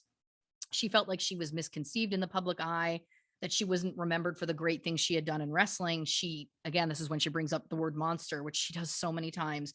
She just feels like she was considered a monster for doing things that she didn't think was wrong. She talks about being full of anxiety, about how people were going to look at her and critique her. She says, again, it was like I was a monster of her problems during that time. There was no way out of it for me. Anthony calls her and talks about the documentary, saying, you got to be you. Only you know what you've been through. But at the end of the day, it's just about being happy all the time, period. And I just want to say that is so much pressure to put on somebody, especially someone like, for anyone who's ever experienced any level of depression, that is the worst thing that you could ever say. I think in general to anyone, but certainly to someone who has had times of real struggle. You just have to be happy all the time, period. Like that, I hate him for saying that to her so much. And that's a theme that's going to come up again and again as we talk about him. He just had this toxic positivity with her where it was like, just choose to be happy. Just make the choice. Just be happy. Like, why aren't you happy? You have to. And it's like, sometimes people just aren't, dude. It's okay to not be okay. But when you try and put that pressure on someone, to me, it makes the person feel like they're even screwing that up. Like it's an even bigger feeling of, right. You know what I mean? Like it's just, again, get the blankets, heat them up. I want them hot. So Chyna arrives in New York in June of 2015 to start filming this documentary with Anthony, Rob, and Eric. The shooting was supposed to last a year. Spoiler alert, Chyna did not make it that full year. The footage was never released as a completed film, even though Eric bragged all over social media, which you can still find if you look him up. You can see all of his posts that the film was going to come out in 2017. He even released a trailer. It didn't come out. So basically what happened was Vice bought the footage, I think probably last year, and they used it as a part of making this Chyna documentary that came out this year. So I'm going to talk about parts of that documentary now, but do not fear. I also found lots of stuff that was not in that documentary about the documentary they were making, if that makes sense. So buckle in.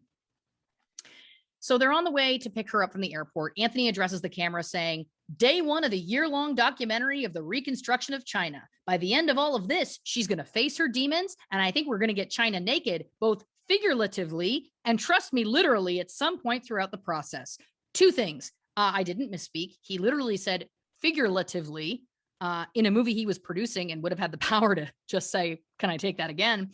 And then also, why are you talking about her getting naked in the first thing you're saying to camera ever about the documentary? He's painting her in a specific picture.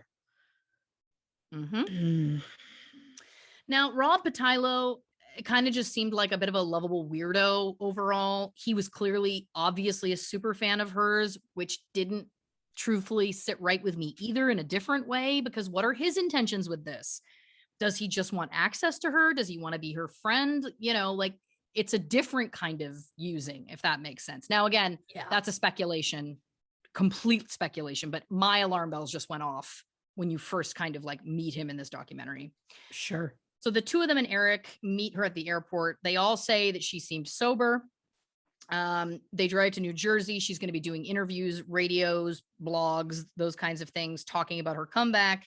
And then they were all going to embark on a road trip to California and hitting Comic-Cons on the way. And Anthony is passionate about getting her on the Comic-Con circuit for some reason. Rob said that he and Eric did not think that that was the documentary they wanted to make. He said it felt weird, but he was like really fixated on it. So Chyna kind of reminisces at this time about how she was at her happiest when she was wrestling every day. She loved life. And then she experienced hardships she never could have believed she would have to. But now she felt hopeful that something good was going to happen. Meanwhile, Rob says she's showing signs already that she has not seem ready to be on camera doing this whole thing. And all the while, Anthony is pushing her harder and harder to do these autograph signings and Comic-Cons. He's a carnival barker when they show up to these places, like, come see Chyna, like as they're walking up to the building, like making a whole thing of it.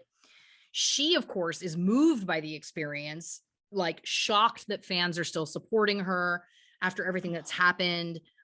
She felt so loved. She said, I get all the love and I pick up some money and I can pay my rent and be back in the States.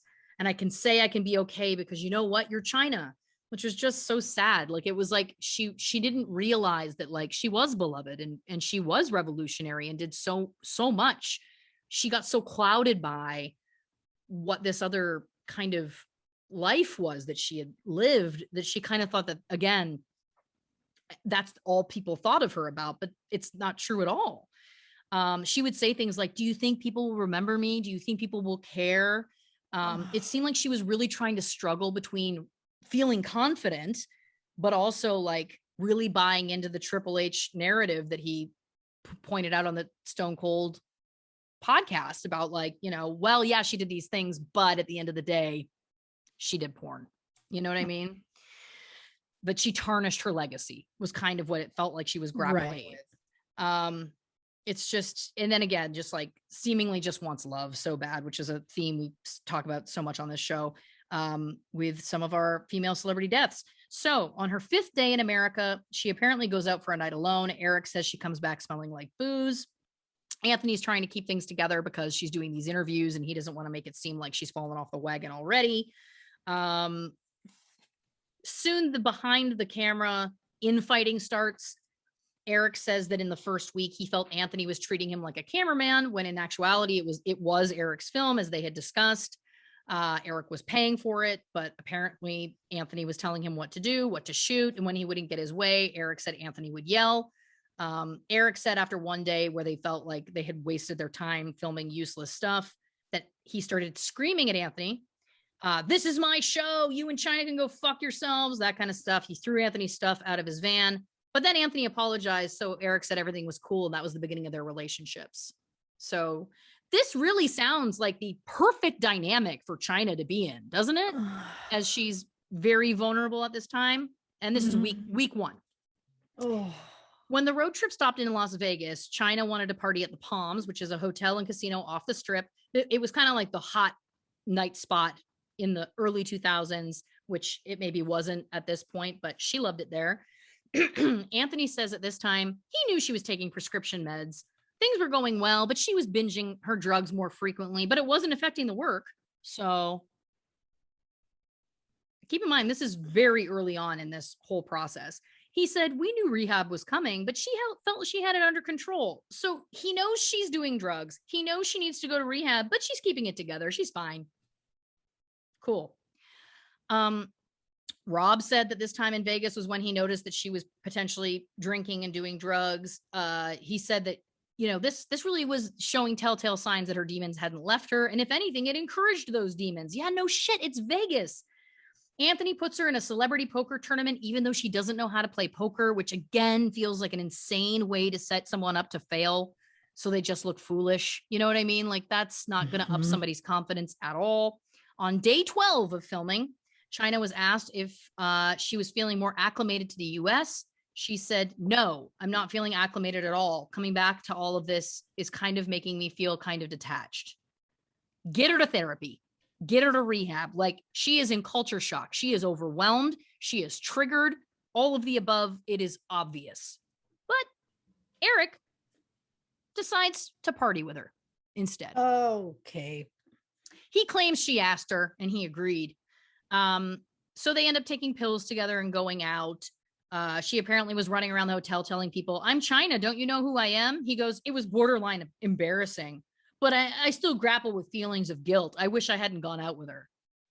But then Rob says that he would come back to their hotel room and brag like, oh, it's great. Like, we're bonding by doing drugs together.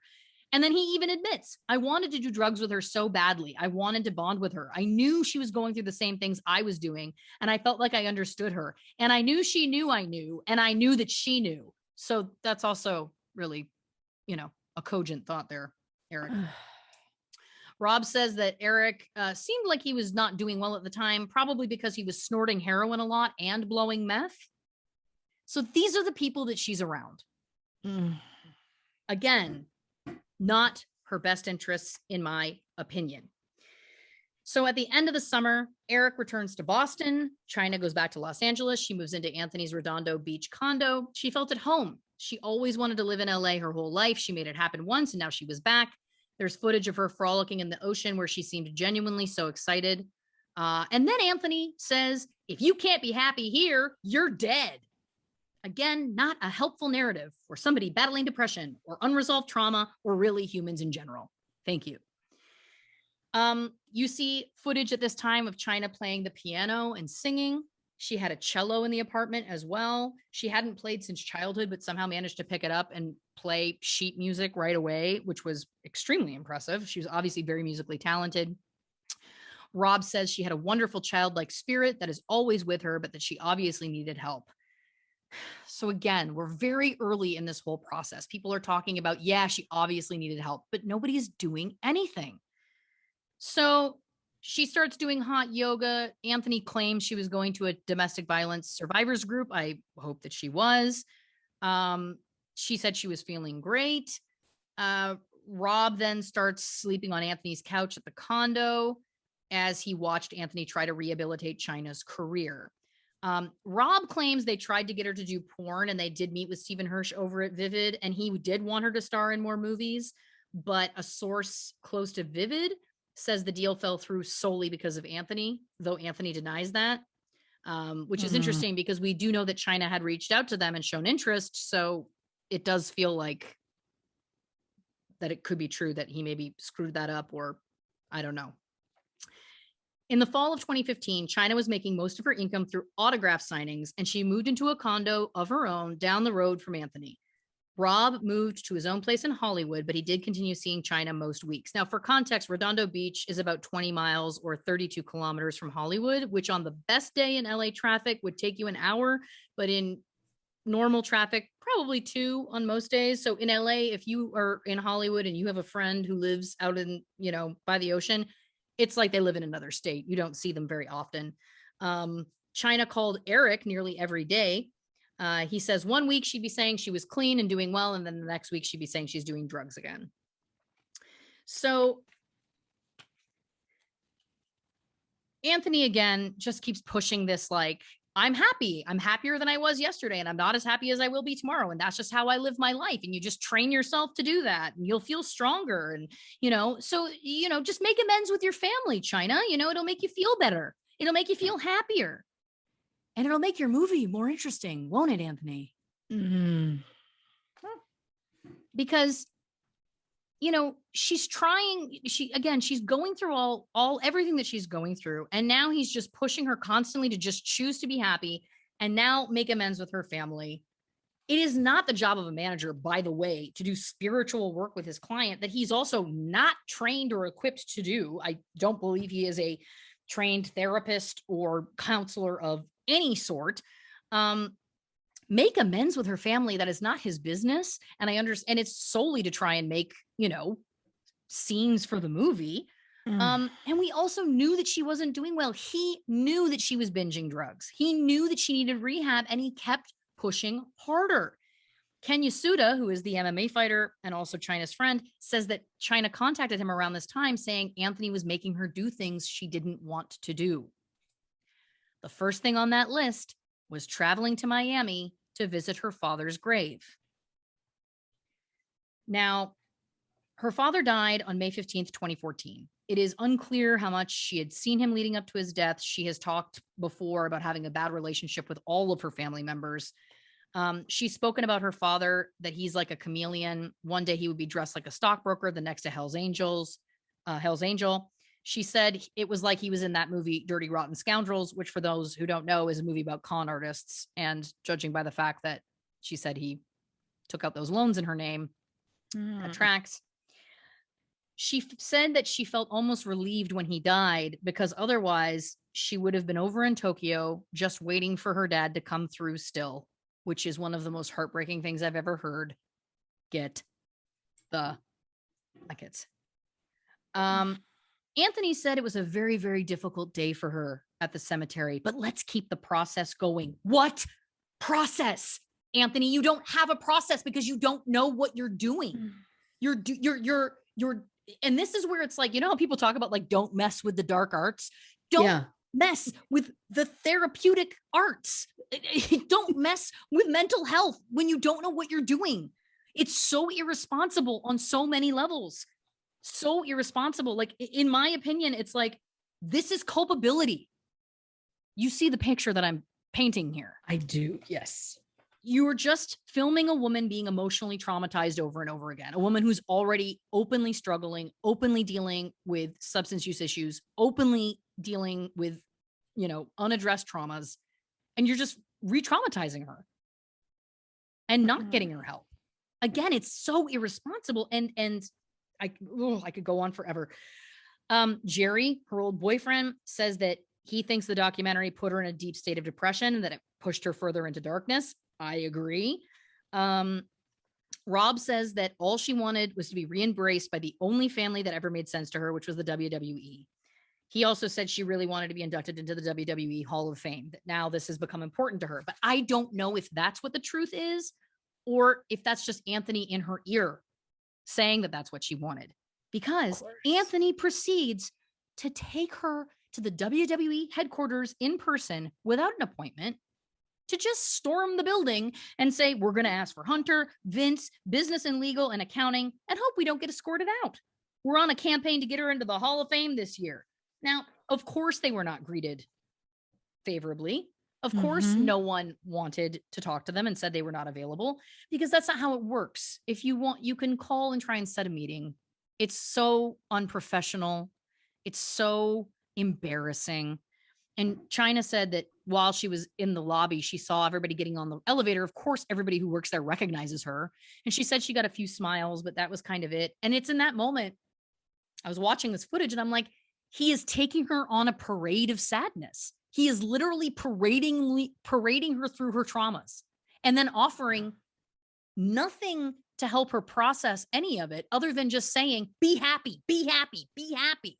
Like, it's abuse. I personally think this is abuse. Literally showing somebody, hey, here's that thing that really hurt you. Just be happy. Just let it go. Like, that's not how any of this works. So, Redondo Beach, Rob lived with Chyna for 3 months. He said they had so much fun. They shot funny videos together. They did yoga on the beach together. He said they were just two outsiders. They found peace and happiness being together for those 3 months. They were in their own world. And he said he never wanted to let that time go. I don't know. It seemed like they genuinely got along from the footage I saw, but we do know that he was a huge fan going into this, which again, just feels weird to me. I don't know whether they perhaps were dating for part of that time and then he left because they broke up. I don't know. But Rob says that when he moved to Hollywood, that's when things went off the rails. So Jan, her mom, says Chyna called from a Comic-Con in Cincinnati saying she was very sick and that Anthony was pushing her to keep working. Jan says that at that point, she felt like Anthony was just controlling everything. Rob says that Anthony only cared about the movie and how he could make himself look like this hero, like her provider, but he had no plans on how to fix her. And Rob says he thinks that he didn't actually really care that much about that. Case in point, Anthony and Chyna are discussing her medications. He says they're going to go black market to get Ambien and diazepam for her, and that they should keep this information from Dr. Drew, who they're about to have a conversation with, as he doesn't want to give him any information that Dr. Drew would rather not know because it could incriminate him. Not that we're doing anything illegal. I mean, it is a legal process to order medication from another country. Don't know that that's true. I mean, it is a legal process, but you still have to have a prescription. It doesn't sound to me like you do. So they're on a speaker call to Dr. Drew. She's talking about all the medications you're on. He's like, this is a bad combination of medications. He said, it is dangerous. You need to see somebody as soon as possible. He says that there's this combination of drugs is a death sentence if you're taking them all together. And she's like, well, I'm not taking them all together. He's like, right. But this is the combo benzo and opiates that is killing people. And he keeps saying like, you need to see somebody, like you need help. Like you can't be doing this. Anthony says, in the meantime, while this stuff is dangerous, and we certainly understand that, it is keeping her, it's an evil necessity, it seems like. Dr. Drew says again, they need to see someone to help her get straightened out, that it's dangerous, and that if anything else gets slipped into the mix, it could be a catastrophe. Even a little bit of alcohol could push her over the edge. He used the term death sentence more than once and advised them multiple times to please get help.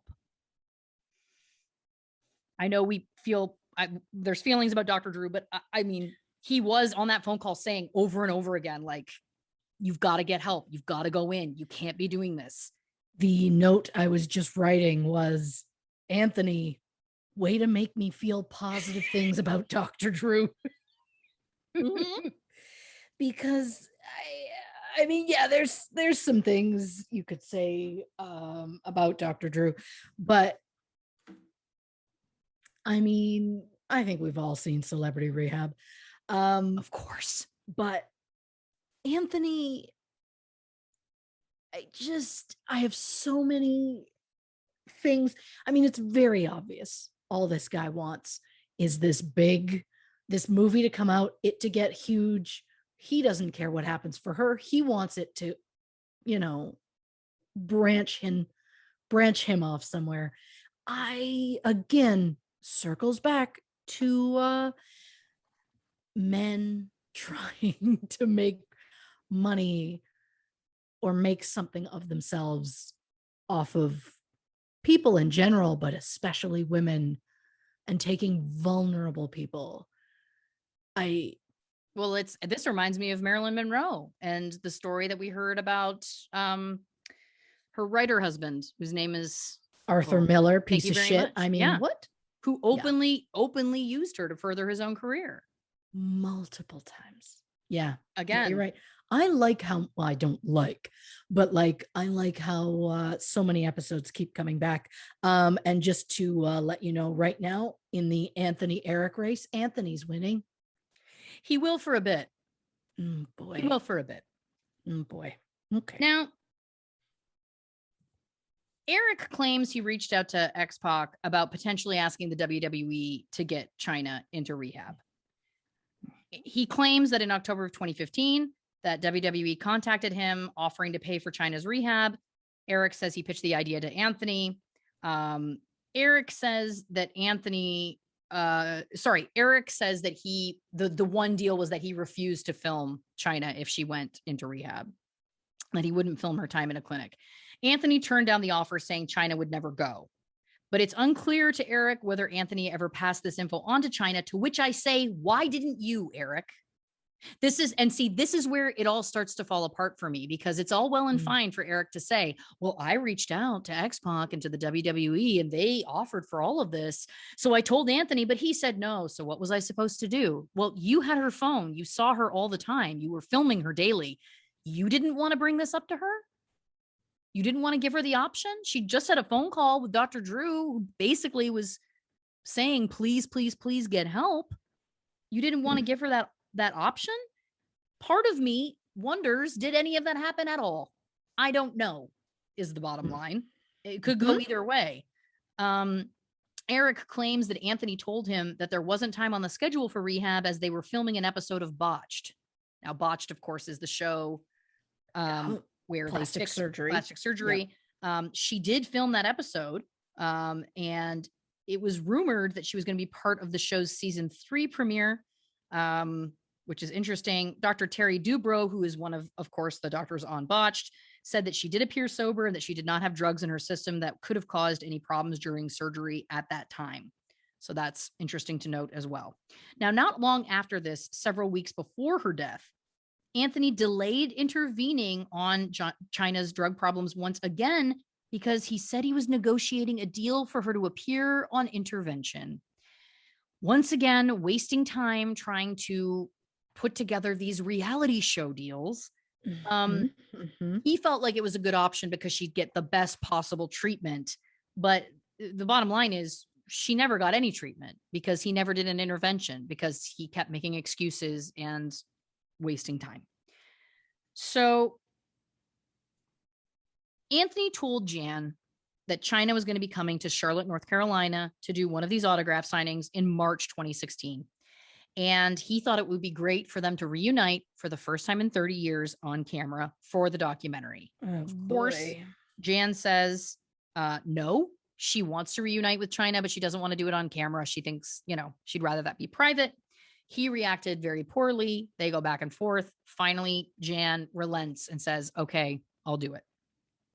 The day before they're set to meet up, Jan gets what she describes as a horrific email from Chyna. who seemed apparently intoxicated, maybe when she was writing the email. Apparently it said terrible things. And then Jan says, I wanted to see her, but not like that. So she cancels on her the day before. Yep. Anthony then goes to give Chyna the news that her mom is canceled, and Chyna loses it. And I want to say, this wouldn't have happened if it wasn't for you, Anthony. Again, you are choosing to put this person in these volatile situations with unstable people in their lives, in her life, that of course is going to have a negative impact. And I also have a theory. I'm very curious. Did Chyna send her mother that email, or did Anthony send her that email pretending to be Chyna so that Jan would back out, and then he's got new drama to film? Okay, if you don't want to reunite on camera, fine, I'll create something else. That's a speculation completely. I just would not put anything past this guy, because some of the stuff I'll get to, again, like, it gets so out there, it'll make your head spin. I mean, I was already there mentally. Yeah. Because my instinct was like, well, if she sent her mother this email that was like, these are some horrific things, whatever, and then her mother backs out, you'd think she would be like, okay, good, because these were the horrific things I'd said to her. Whereas that kind of reaction feels very like, this is out of nowhere. Right. As though she wouldn't know. And totally, it's very easy to send an email saying you're somebody else. Oh, absolutely. He had access. I'm sure he had constant access to her devices. Absolutely. Yeah. If it was a phone call, that's different. But it was an email. Come on. Yep. So the next morning, 9 a.m., he says Chyna has been up all night. She didn't sleep at all. She was so upset. She's a train wreck. His word. He says, sweetie, when we get home, you have to make some serious changes. You're going to die. Then he claims she physically picked him up and said, how dare you say that to me? You're fired. And this is where it gets so fucking dark. Anthony says, and this is from his own mouth, Anthony says, and I quote, and I started laughing at her. I'm not your manager. I'm your soulmate. So now he's just fully toxic, fully abusive, and also fully admitting it. I mean, that's like gaslighting. That's like deep manipulation. That's like, you can never be rid of me. We're soulmates. Like, Jesus. Gross. It's to another level now, right? Nonetheless, as we know, if she cuts someone out of her life, she sticks to it. She says, I want you out of my life. And that is the last time they talked. So there you go. He claims he shining light. Well, it is very for now. Brief one. Yeah. He says he was monitoring her from behind the scenes when she got home. I don't know what that entails or means. Now, the last interview she filmed for the documentary was on April 3rd, 2016 in Redondo Beach. She seems intoxicated in some way in the video. It's hard to say. Eric was the one who conducted the interview. They talk about a bunch of different things. You know, in moments she seemed confident. You know, she said something about like she loved the WWE for making her Chyna. And he said, did they make you Chyna or did you make you Chyna? And she said, both. She said, they can't do it without my talent. There isn't another Chyna and there never will be. So she would say things like that were confident or, you know, trying to be confident. But then she would the pendulum would swing and she would kind of go into the other world of just being like, does anyone really even care about this? Like those kinds of messaging. Now, it's important to keep in mind, it was WrestleMania weekend. Triple H was headlining. She has no support system. And now Eric has decided he wants to do a deep, emotional, hard-hitting interview. Eric talks about how every time he watches that interview, he can tell how high he was because of how his voice sounded, that it's flat and monotone, and that he's asking her all of these questions, and she's clearly asking him for help. She's talking about how she has horrible anxiety issues, that she can't sleep, she can't eat, she needs help. She asks him directly, Eric, can you help me? He just flatly replies with things like, well, how does that make you feel? Chyna cries. It's been a long fucking 10 years, 15 years. I'm tired. I'm Chyna. I'm a champion. My brother and my mom and then Anthony started getting involved. And I'm like, can there just be one person that can support me here? Did I do something that bad with my life? Oh.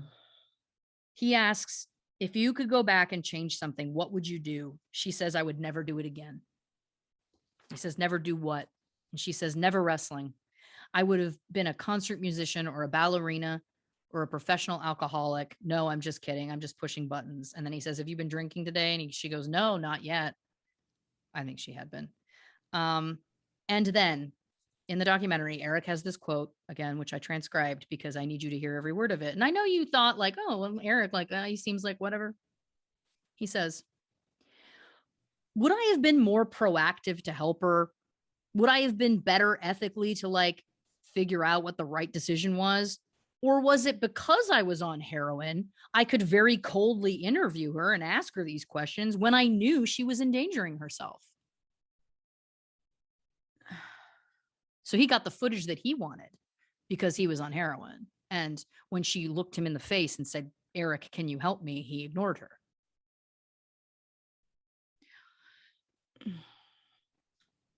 After the interview, Rob says that Eric said to him, well, she seems fine. And Rob says he screamed at him, get her help. And to that I say, but why didn't you, Rob? Where are you in all of this? You know? You know, and Eric was like, oh, you don't have to be like that. We'll see what we can do. Well, a week passes. On April 10th, Chyna sent her mother several incoherent emails offering different explanations for her split with Anthony. Anthony and I are taking a little break for the moment. Anthony took chargers and money. Jan is unsure what she meant by chargers. Anthony denies stealing anything from Chyna. Around that same day, she posted a video of herself online and she had a huge black eye. Extremely sad. We don't know how she got it. She could have fallen. I don't know. Anthony sees the video, then decides she needs help. So what does he do? He calls intervention back and says to the TV show, now it's time. We've got to move. Instead of just intervening, because obviously this is escalating by the day, he's like, you know, we can start shooting in 8 or 9 days. So they set a day that she's going to go into the Betty Ford clinic for 90 days. The intervention was planned for a Thursday about a week away. Rob says that at the time he was like, let's get her help now. Again, Rob, what I know that maybe you don't have the means, but like, what were you doing is again, my point. I'm sorry, but like someone needed to just bite the bullet and nobody did. April 17th, Eric is supposed to go over to her apartment to hang out with her, but he did heroin instead and canceled on her, making up the lie that he was sick. She left him a voicemail that night, checking in on him. She was trying to be positive in the voicemail, talking about the film and about life. At the end of the voicemail, she told him she loved him, like a love you buddy type vibe. Right. I don't know if he ever returned her call or not. Her lawyer, Sam Perlmutter, was trying to reach her for a couple of days, but when he couldn't, he called Anthony, who showed up to her apartment building on April 20th to check her with a cameraman to film him. Of course. Anthony says, smiling, my hope is that she had just lost her cell phone. It's chilling because it's almost like he was giddy talking about how he was about to find her dead. So apparently Chyna was living in like a condo apartment building style building, and she apparently didn't lock the door to her unit ever. This is the story they tell. So he was able to just walk in. When he found her, she was in her bed, lying on her right side with her head rested on a stack of pillows. A pool of blood and foam that came from her nose was on the pillow under her face. She was wearing a black tank top and multicolored patterned pants. He filmed the entire thing. Come on. Anthony said, I kind of knew. I turned to the corner, looked in her, like he felt like he knew she was going to be dead. I turned the corner, looked in her bedroom, and there she was, lying in her bed, as peaceful as she could be. Now, my question is, did he just happen to show up with a cameraman? Or did he go earlier and find her and then go and get one and come back? That's another theory. That's a speculation. I'm alleging from my own brain, but I wouldn't put anything past this guy, because either way, showing up in that situation with a cameraman when someone is not being responsive and you know what you might find is deplorable. Anthony allegedly called her famous friends to give them the news, but did not call Jan. 6 o'clock that day, Eric called Rob and just said, "Chyna's gone, dude. Anthony found her this morning." Rob says he's seen the footage of him finding Chyna dead. And he says Anthony brags that he has that footage. Rob says anyone in their right mind who thinks that's worth anything but destroying afterwards has problems. And I'd say I agree, but I also don't know that I would want to watch that footage myself. My 2 cents. An LA coroner ruled her death was caused by a lethal mixture of alcohol and prescription drugs. The relaxants were Valium, nordiazepam. The painkillers were oxycodone and oxymorphone, and the sleep aid was temazepam. This is exactly what Dr. Drew was warning about. It was combining those kinds of things. Her sister, Kathy, says she thinks it was accidental, but also thinks that she was just tired of putting up a good fight and just wanted some peace. Jan gave Anthony permission to have her cremated. She told him to take 3/4 of the ashes and scatter them in the Pacific Ocean and send her the other quarter, which he did. Except he didn't scatter all of them because he kept 1/4 of them for himself.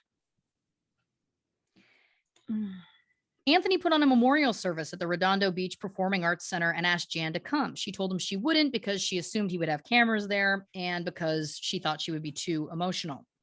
She did sign a document allowing him to collect Chyna's belongings and use some of her remaining money to pay for the memorial. Afterwards, he was supposed to send all that remained of her belongings and money to Jan. Since Chyna didn't have a will under California law, Jan would have been the benefactor. Sure. Anthony's memorial was a mess, in my opinion. He waited until June, so it would be the 1-year anniversary of her return to the U.S. At the event, he stood on stage holding a garishly bedazzled urn with her name on it. He then lifted it in the air and yelled, "The bitch is in the house." And then, "Sup, girl?" Then he encouraged the audience to take selfies with the urn. Oh, and I God. that actually like made my stomach turn to even have to say. That is like, I'm sorry. Like it's the first time I almost went. Like that to me is just so sick. So sick. A Mormon choir sang renditions of pop songs like "What's Going On," "Drops of Jupiter," and "All Star." A Mormon choir sang "Hey Now, You're an All-Star." It's impossible not to laugh because that is so wildly inappropriate, and truly wild. Also, Train was your choice. Yeah. Mm-hmm. Drops of Jupiter in her hair. Hey. That one, I can kind of, I don't know. "Hey Now, You're an All-Star." Smash Mouth. I just want to say, Smash Mouth is never the choice, but it's just not at a funeral, not at a memorial. Yeah. Not at a memorial. Yeah. I just. Mm-hmm.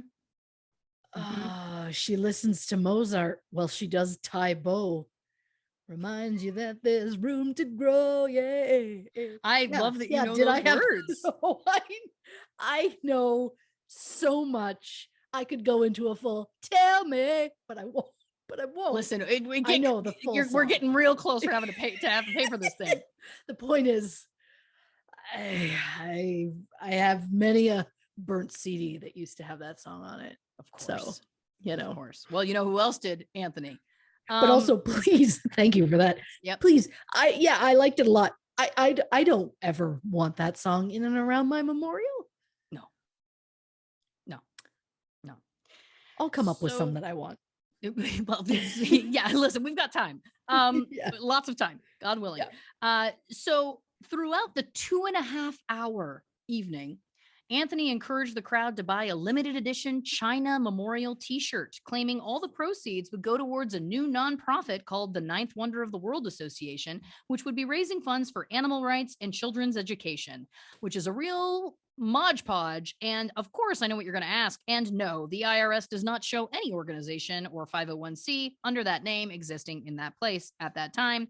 And he has said, if they would have just let me do what I was doing, that foundation would be up and running. There would be money now coming into it, but now mom's getting it all. So he admits that it was basically a sham.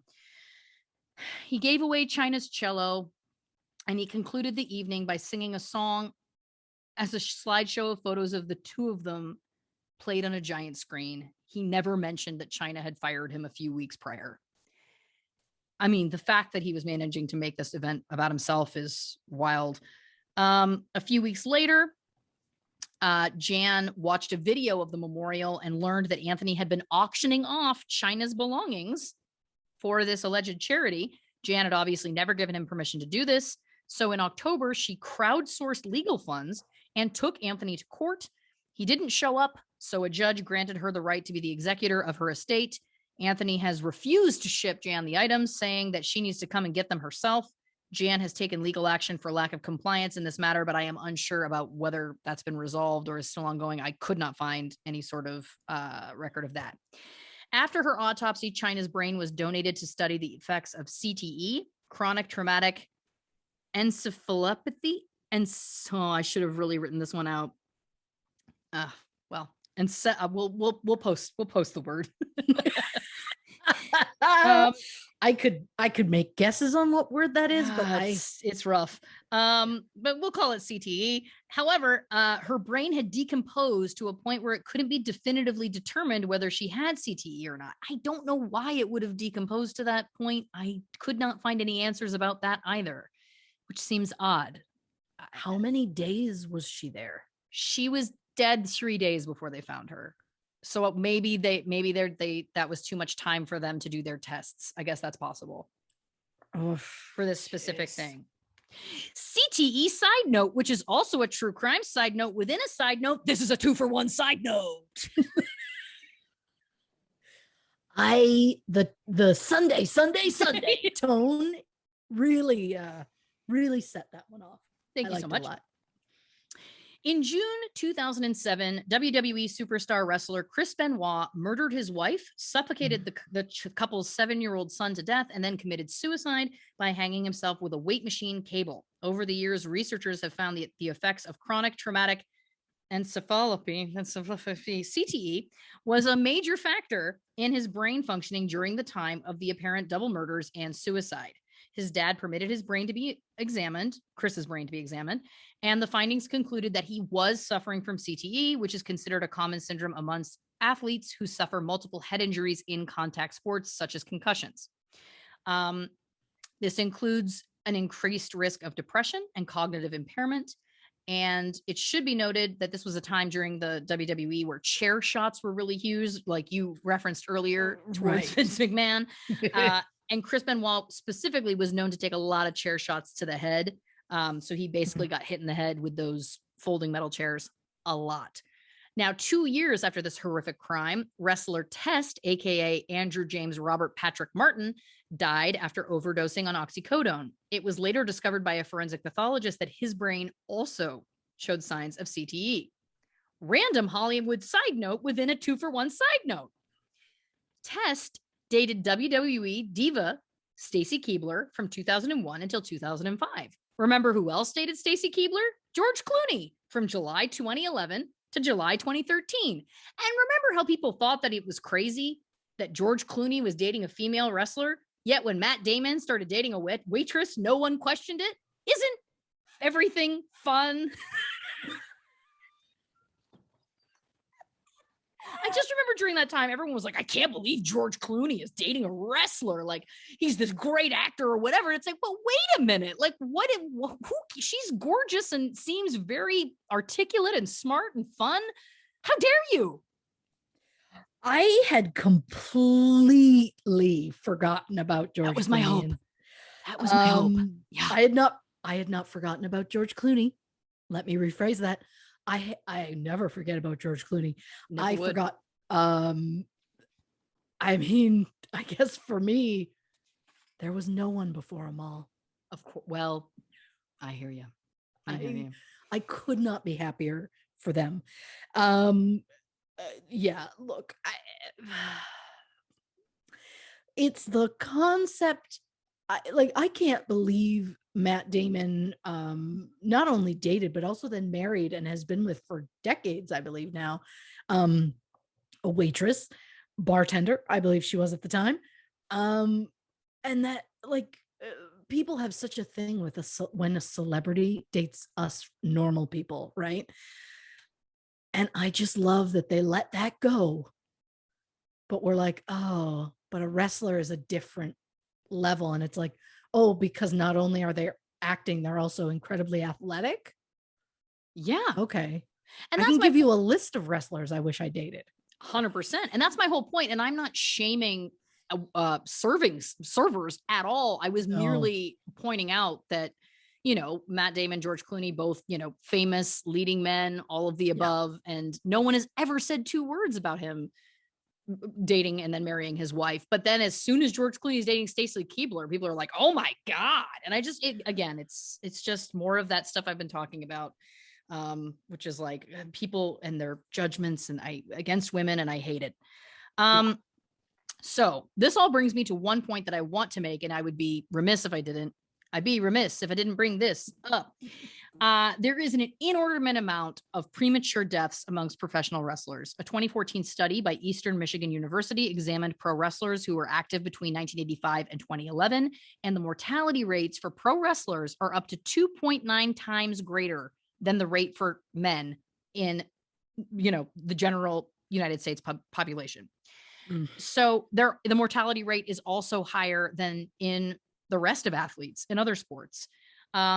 Experts think that it could be a combination of how physical the business is. There's no off season, the drug culture of the 70s and 80s. There's also a higher death rate, largely towards cardiovascular disease, which I will say, steroids, they make your muscles grow. Your heart is a muscle. So if you connect the dots, you got to be careful, because if you're using a lot of steroids, you can mess up your heart bad.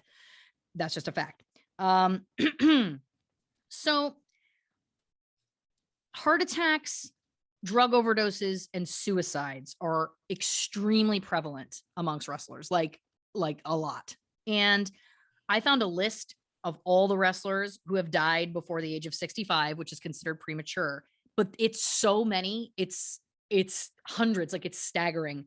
So I decided, for our purposes, I was going to narrow it down and only look at specifically WWE wrestlers, because Chyna primarily worked for the WWE during her career. And I also looked at those between the ages of 27 and 49, because that's extremely premature. And again, there was so many, it was like, I got to narrow this down just to do a sample, just to see, again, for our science.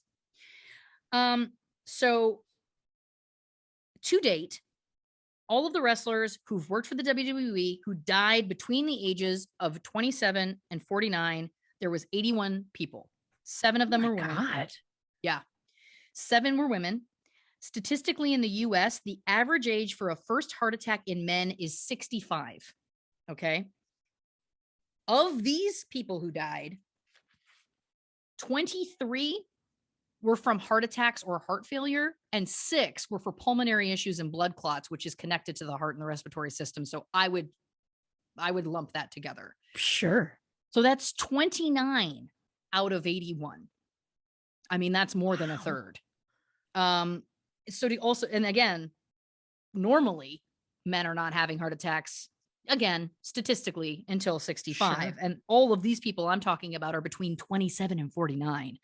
Now, I should also note that a lot of these heart attacks were listed as involving drugs. So that's another thing to remember. Of the 81 people, 11 committed suicide. A lot of those deaths also listed drugs. 11 were just straight up drug overdoses, 6 car wrecks, and then 6 to cancer, which is another thing. And then the rest were, unknown deaths. There was, an aneurysm, a shooting. It was kind of a hodgepodge with the rest of them.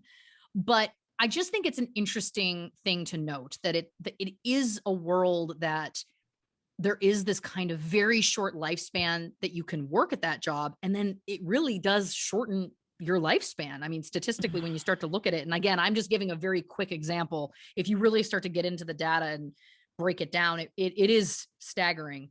And that wrestling lifestyle is very hard. I mean, you're on the road for over 300 days a year, sometimes more. You're away from your family and people you love. Drugs, drinking is very prevalent. You're using your body in a way that most people don't, with no downtime.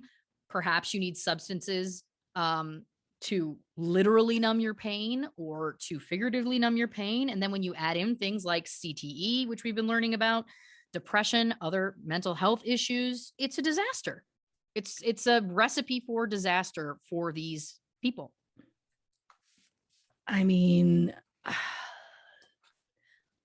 look, this particular episode just keeps, we've gotten on an escalator heading sadly down. Yeah. And it just keeps taking us in.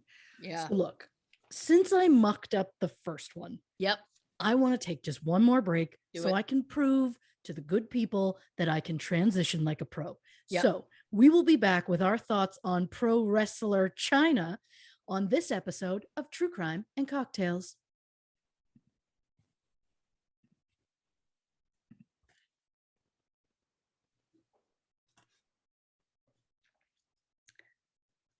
Welcome back from that, if I may, seamless break. Before that, my lovely co-host was absolutely knocking it out of the park with her research. So Lauren, why don't you bring it on home? I am going to bring it home. We've reached the point of this truly tragic tale when I'm going to tell you who I think is culpable. Number one, Eric. And if you didn't think so before, I've saved the most choice quote of his. Oh, no. And again, I transcribed these word for word. And I quote, "It's really hard to watch, but only because I was like there. I think I didn't really want this to be my film, right? You're the guy who all let Chyna down." That's what I would say. And now it's going to be like, you're the guy who was the addict who let Chyna die, who's also an addict. That's what happened. But I didn't let her die. I mean, I let her die. I did.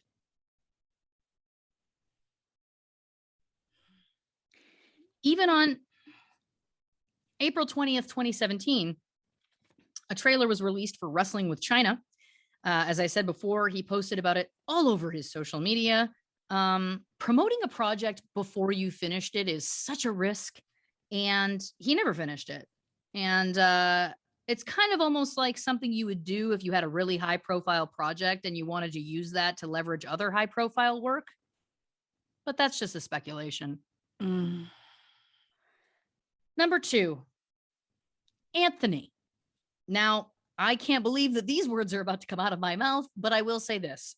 Dr. Drew had some wise words. We tease Dr. Drew. We do. He seems like someone with lawyers. He does. No, but this actually resonated with me and I thought it was worth sharing, and I will paraphrase. But basically what he was saying was, people have a grave lack of understanding about healing the past. And when you're talking about addiction, the past is a low priority in that the here and now takes precedence. So when you're dealing with addiction, you have to deal with what's happening in this moment more than anything. Deal with it first. Deal with what's happening in this moment, then build the capacity back to regulate your emotions. And maybe then, and only then, you can start to look inward, but only if the person wants to.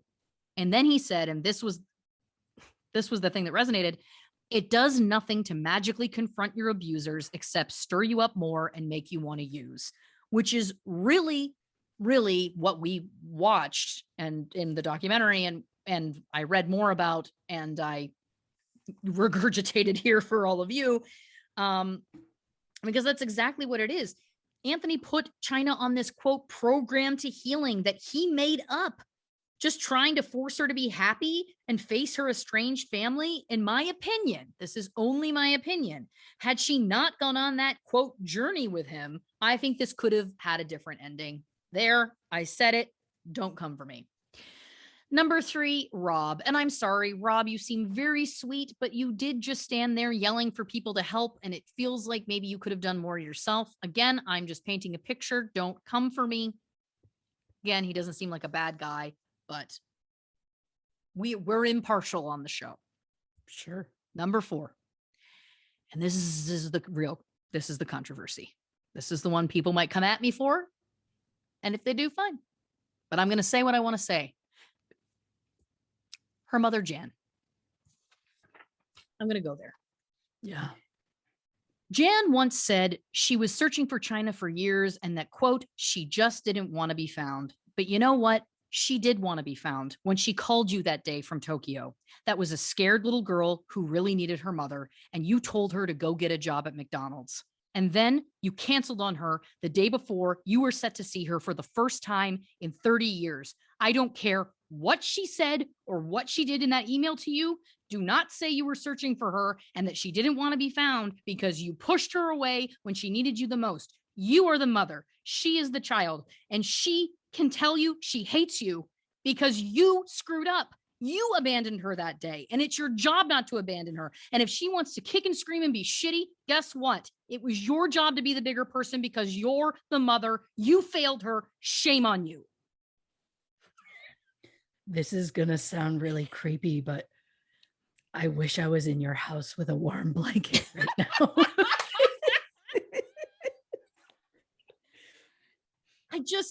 I know that many are going to say that it takes 2 to tango and whatever, and I get that it does, but I'm sorry. At the end of the day, she was a child when she left.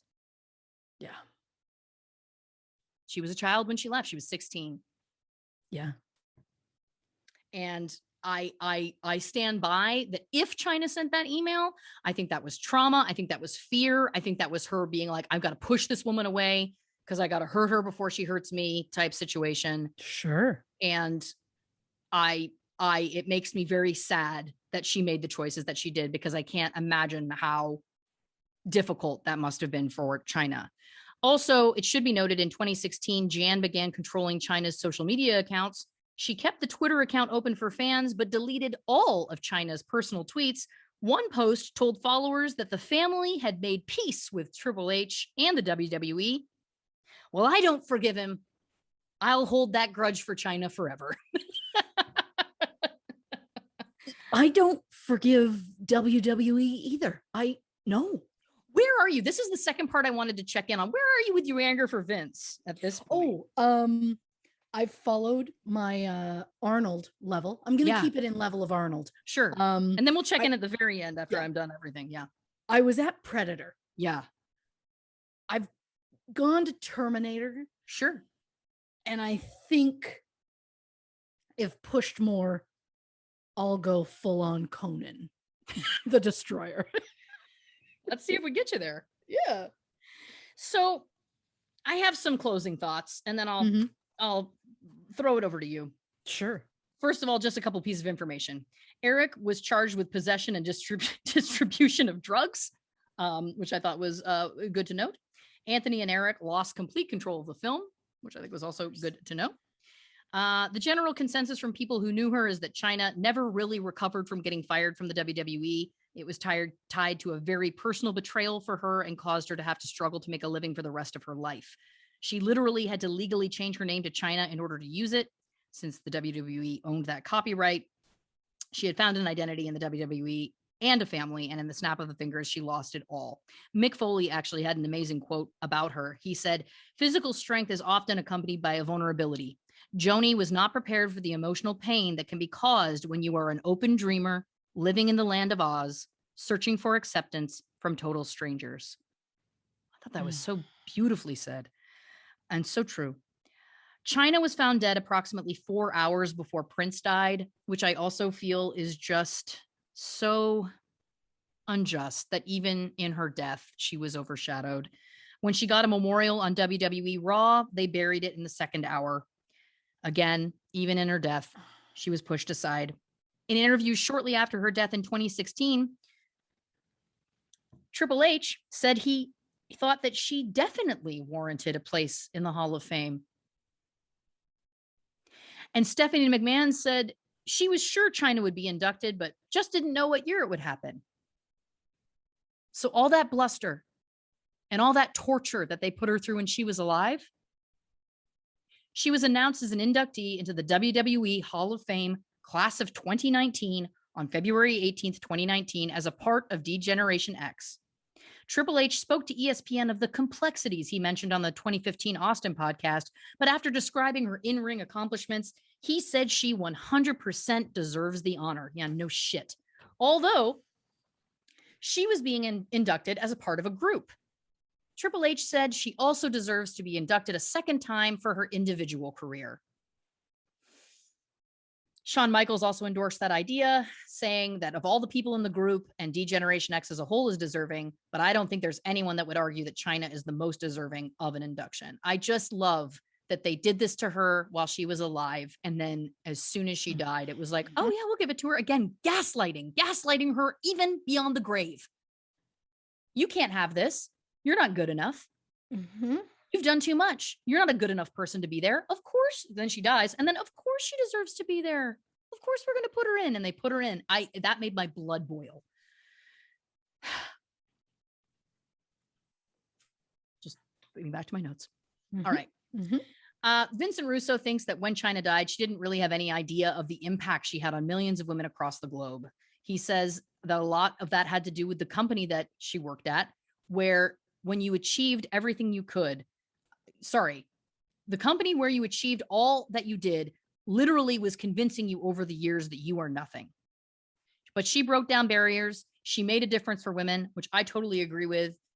I mean, it really was a time where we so needed female heroes, and she definitely was one, entering the WWE like she did. Also, this is just a fun side note. There is a deleted scene from Amy, the Oscar-winning documentary about another gal I'd like to wrap in a blanket, Amy Winehouse, where she begs her manager to let her eat at a WWE-themed restaurant called The World because she loved Chyna so much. She said the superstars get there and they get drunk and they buy people drinks. Chyna's been there. I just thought that was so charming, and I love Amy Winehouse and I love Chyna, and I was like, oh my God, I would just wish that we could have this girl group of these ladies who were taken too soon. So, of course, I've gotten to the very end and I've held it together. I got tried twice very hard.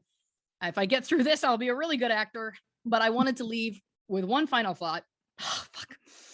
Okay. All right. During her final interview, Eric asked Chyna if she would do it all over again. Part of her answers through tears was, don't ever be famous if you're a woman. Go be a doctor or a lawyer. Go marry a rich guy. Just don't get famous because they will destroy you. And I think if we've learned anything doing this show, we know she's right. Reporting for True Crime and Cocktails, that's Lauren Ash. That quote just destroyed me. It just destroyed me when I heard her say it. I didn't hear her say it. I read it. I was just like, that is, oh God. Get the blankets. Yeah. I'm going to need a real big one because she was very tall. Here's the thing. Yeah. You have brought us to a level that the notes I've taken aren't going to reach. I'm so sorry. Again, I really thought I could get through it without crying. Never apologize for being yourself. And we don't deserve you. Oh, bless it. So I'll say that. Bless it. I've numbered these, I guess in order of import. I don't know what my numbering system is. I love it. I'm off the rails mentally. You and me both. One, I love that our Anna Nicole Smith episode led to this moment. I know. I love that so much because we discussed in the episode, should we do that? Maybe we will. And they did. Yep. 2, Eric, how do you sleep at night? Yeah. 3, Anthony Anzaldo. And I hope I said that incorrectly. Stop telling someone how they're supposed to feel. And while you're at it, fuck off, please and thank you. my extra bit of 3, because I learned it after and I felt it was more important to say before I got to point 4. WWE, how dare you? 4. Okay, so Arnold level, I was Predator. Yeah. I was Terminator. Yeah. I may have done like a quick jump to like one of those. What else did he do? There's a word. There's a something about fire. I can't remember. Oh, I may have briefly stepped to like Commando. Yeah. But I have definitely hit Conan the Destroyer. Yeah. And I would like it to be noted, I am more comfortable with my level at like Kindergarten Cop or maybe Twins. I'd say True Lies because that is one of my favorite movies of all time. But in that world, I would rather be my badass birthday buddy, one Miss Jamie Lee Curtis. Absolutely. Of course. Shout out to Jamie Lee Curtis. This is the moment Jamie Lee Curtis finds out we share a birthday, and I could not be more thrilled about it. I love that. I've just told the world my birthday. It's fine. It's where we're at. They'll know. Yeah, that'll happen. 5. Well, actually, no. We'll go to this one first. You wouldn't know which one was 5, which wasn't. Jesus Christy. 5. I would watch the hell out of an Amy Winehouse Chyna Odd Couple type reality show. The best. I want them as roommates. I would watch it. And I guess 6. And this will be my final note. Terms you used tonight that I'd like to be used to describe us. Attitude Era. Literal revolution. Yes. Amazing presence. And lovable weirdo. I think I can safely say we are all of those things. So again, I think that I came a different angle than your beautiful, heartfelt, raw, no pun intended, moment. And I was like, well, if I was in an Arnold Schwarzenegger movie. No, it's good. This is what we call undercutting the joke. So, or not undercutting the joke. Sorry. Like the joke undercuts the drama. So like I was crying, but then you have to give them a joke because we can't leave the mummy crying. Because then it's like, oh God. Is she okay? Is she okay? Then they feel unsafe. You know what I mean? And we need to tell them that it's like, no. Guess what? As soon as we say goodbye, I'm going to go to my dryer. I'm going to open it up and there's going to be a piping hot blanket. And I'm just going to put myself in it like the cutest little burrito in the world. I'll be fine. Yeah. No, I tried really hard to get through that one. There's something about Chyna. And I think it's just because I spent a lot of time with her this week too. Sure. And I know that this sounds odd, but I can watch content of other celebrities who have passed and remember that they've passed. But for some reason, all week as I was watching stuff with her, I would forget. I felt like she is so larger than life in terms of like just her presence and persona and everything that I would be like, oh, right, she's passed. Like I kept having to remind myself. And I think this one just really, and I know it's odd. Sometimes the ones really cut us, or I'll speak for myself, cut me that I don't necessarily see coming. And this is one that it cut me learning and watching about how this person who was so loving and trusting and loyal just got so kind of, tossed aside.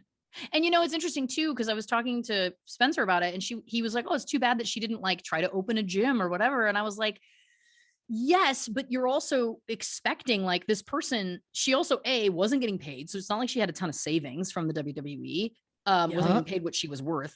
I mean, and then like it was a huge loss. She lost her partner of almost 4 years who she thought she was going to marry. She lost her job out of nowhere. She lost her family. She lost her identity. She lost her name. I mean, to try and pivot in that moment is a lot to ask of anyone. And she also like logistically didn't have the capital. So it's like, I just don't think that there was really any easy solution for her. And without a support system, I mean, wrap her up in a beautiful fleece. Look, Lauren Elizabeth Ash,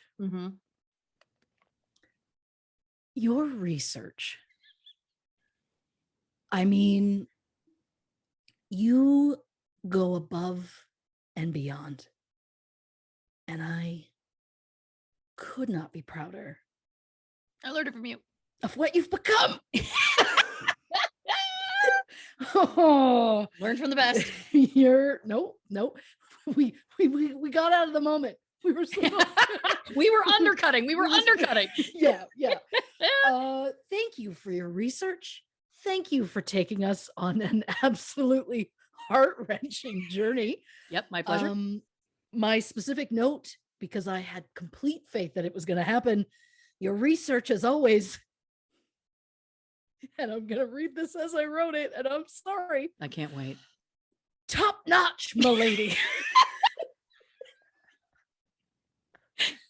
Thank you so much. I don't know where I am half the time, folks. Oh, man. And thank you, dear listeners, for taking this journey with us. We appreciate the support as always.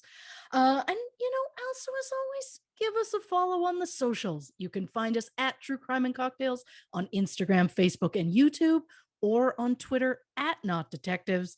And if you find that nearly 3 hours a week isn't enough and you want even more time with these two chuckleheads, you can check out our bonus content at patreon.com/True Crime and Cocktails.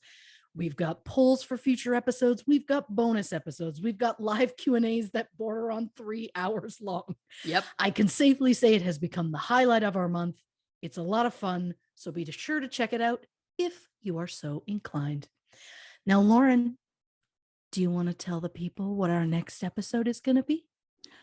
On the next True Crime and Cocktails, the Black Dahlia. We've been asked about this one from the beginning. The get-go. People are like, what took you so long? And we're like, well, but if we already did it, it would be long gone and you wouldn't have the week of anticipation leading up to it now. So we're sorry we waited, but you're welcome. Exactly. That's where I'm at. Lauren, would you like to say goodnight to the people? Good night, everybody. Good night.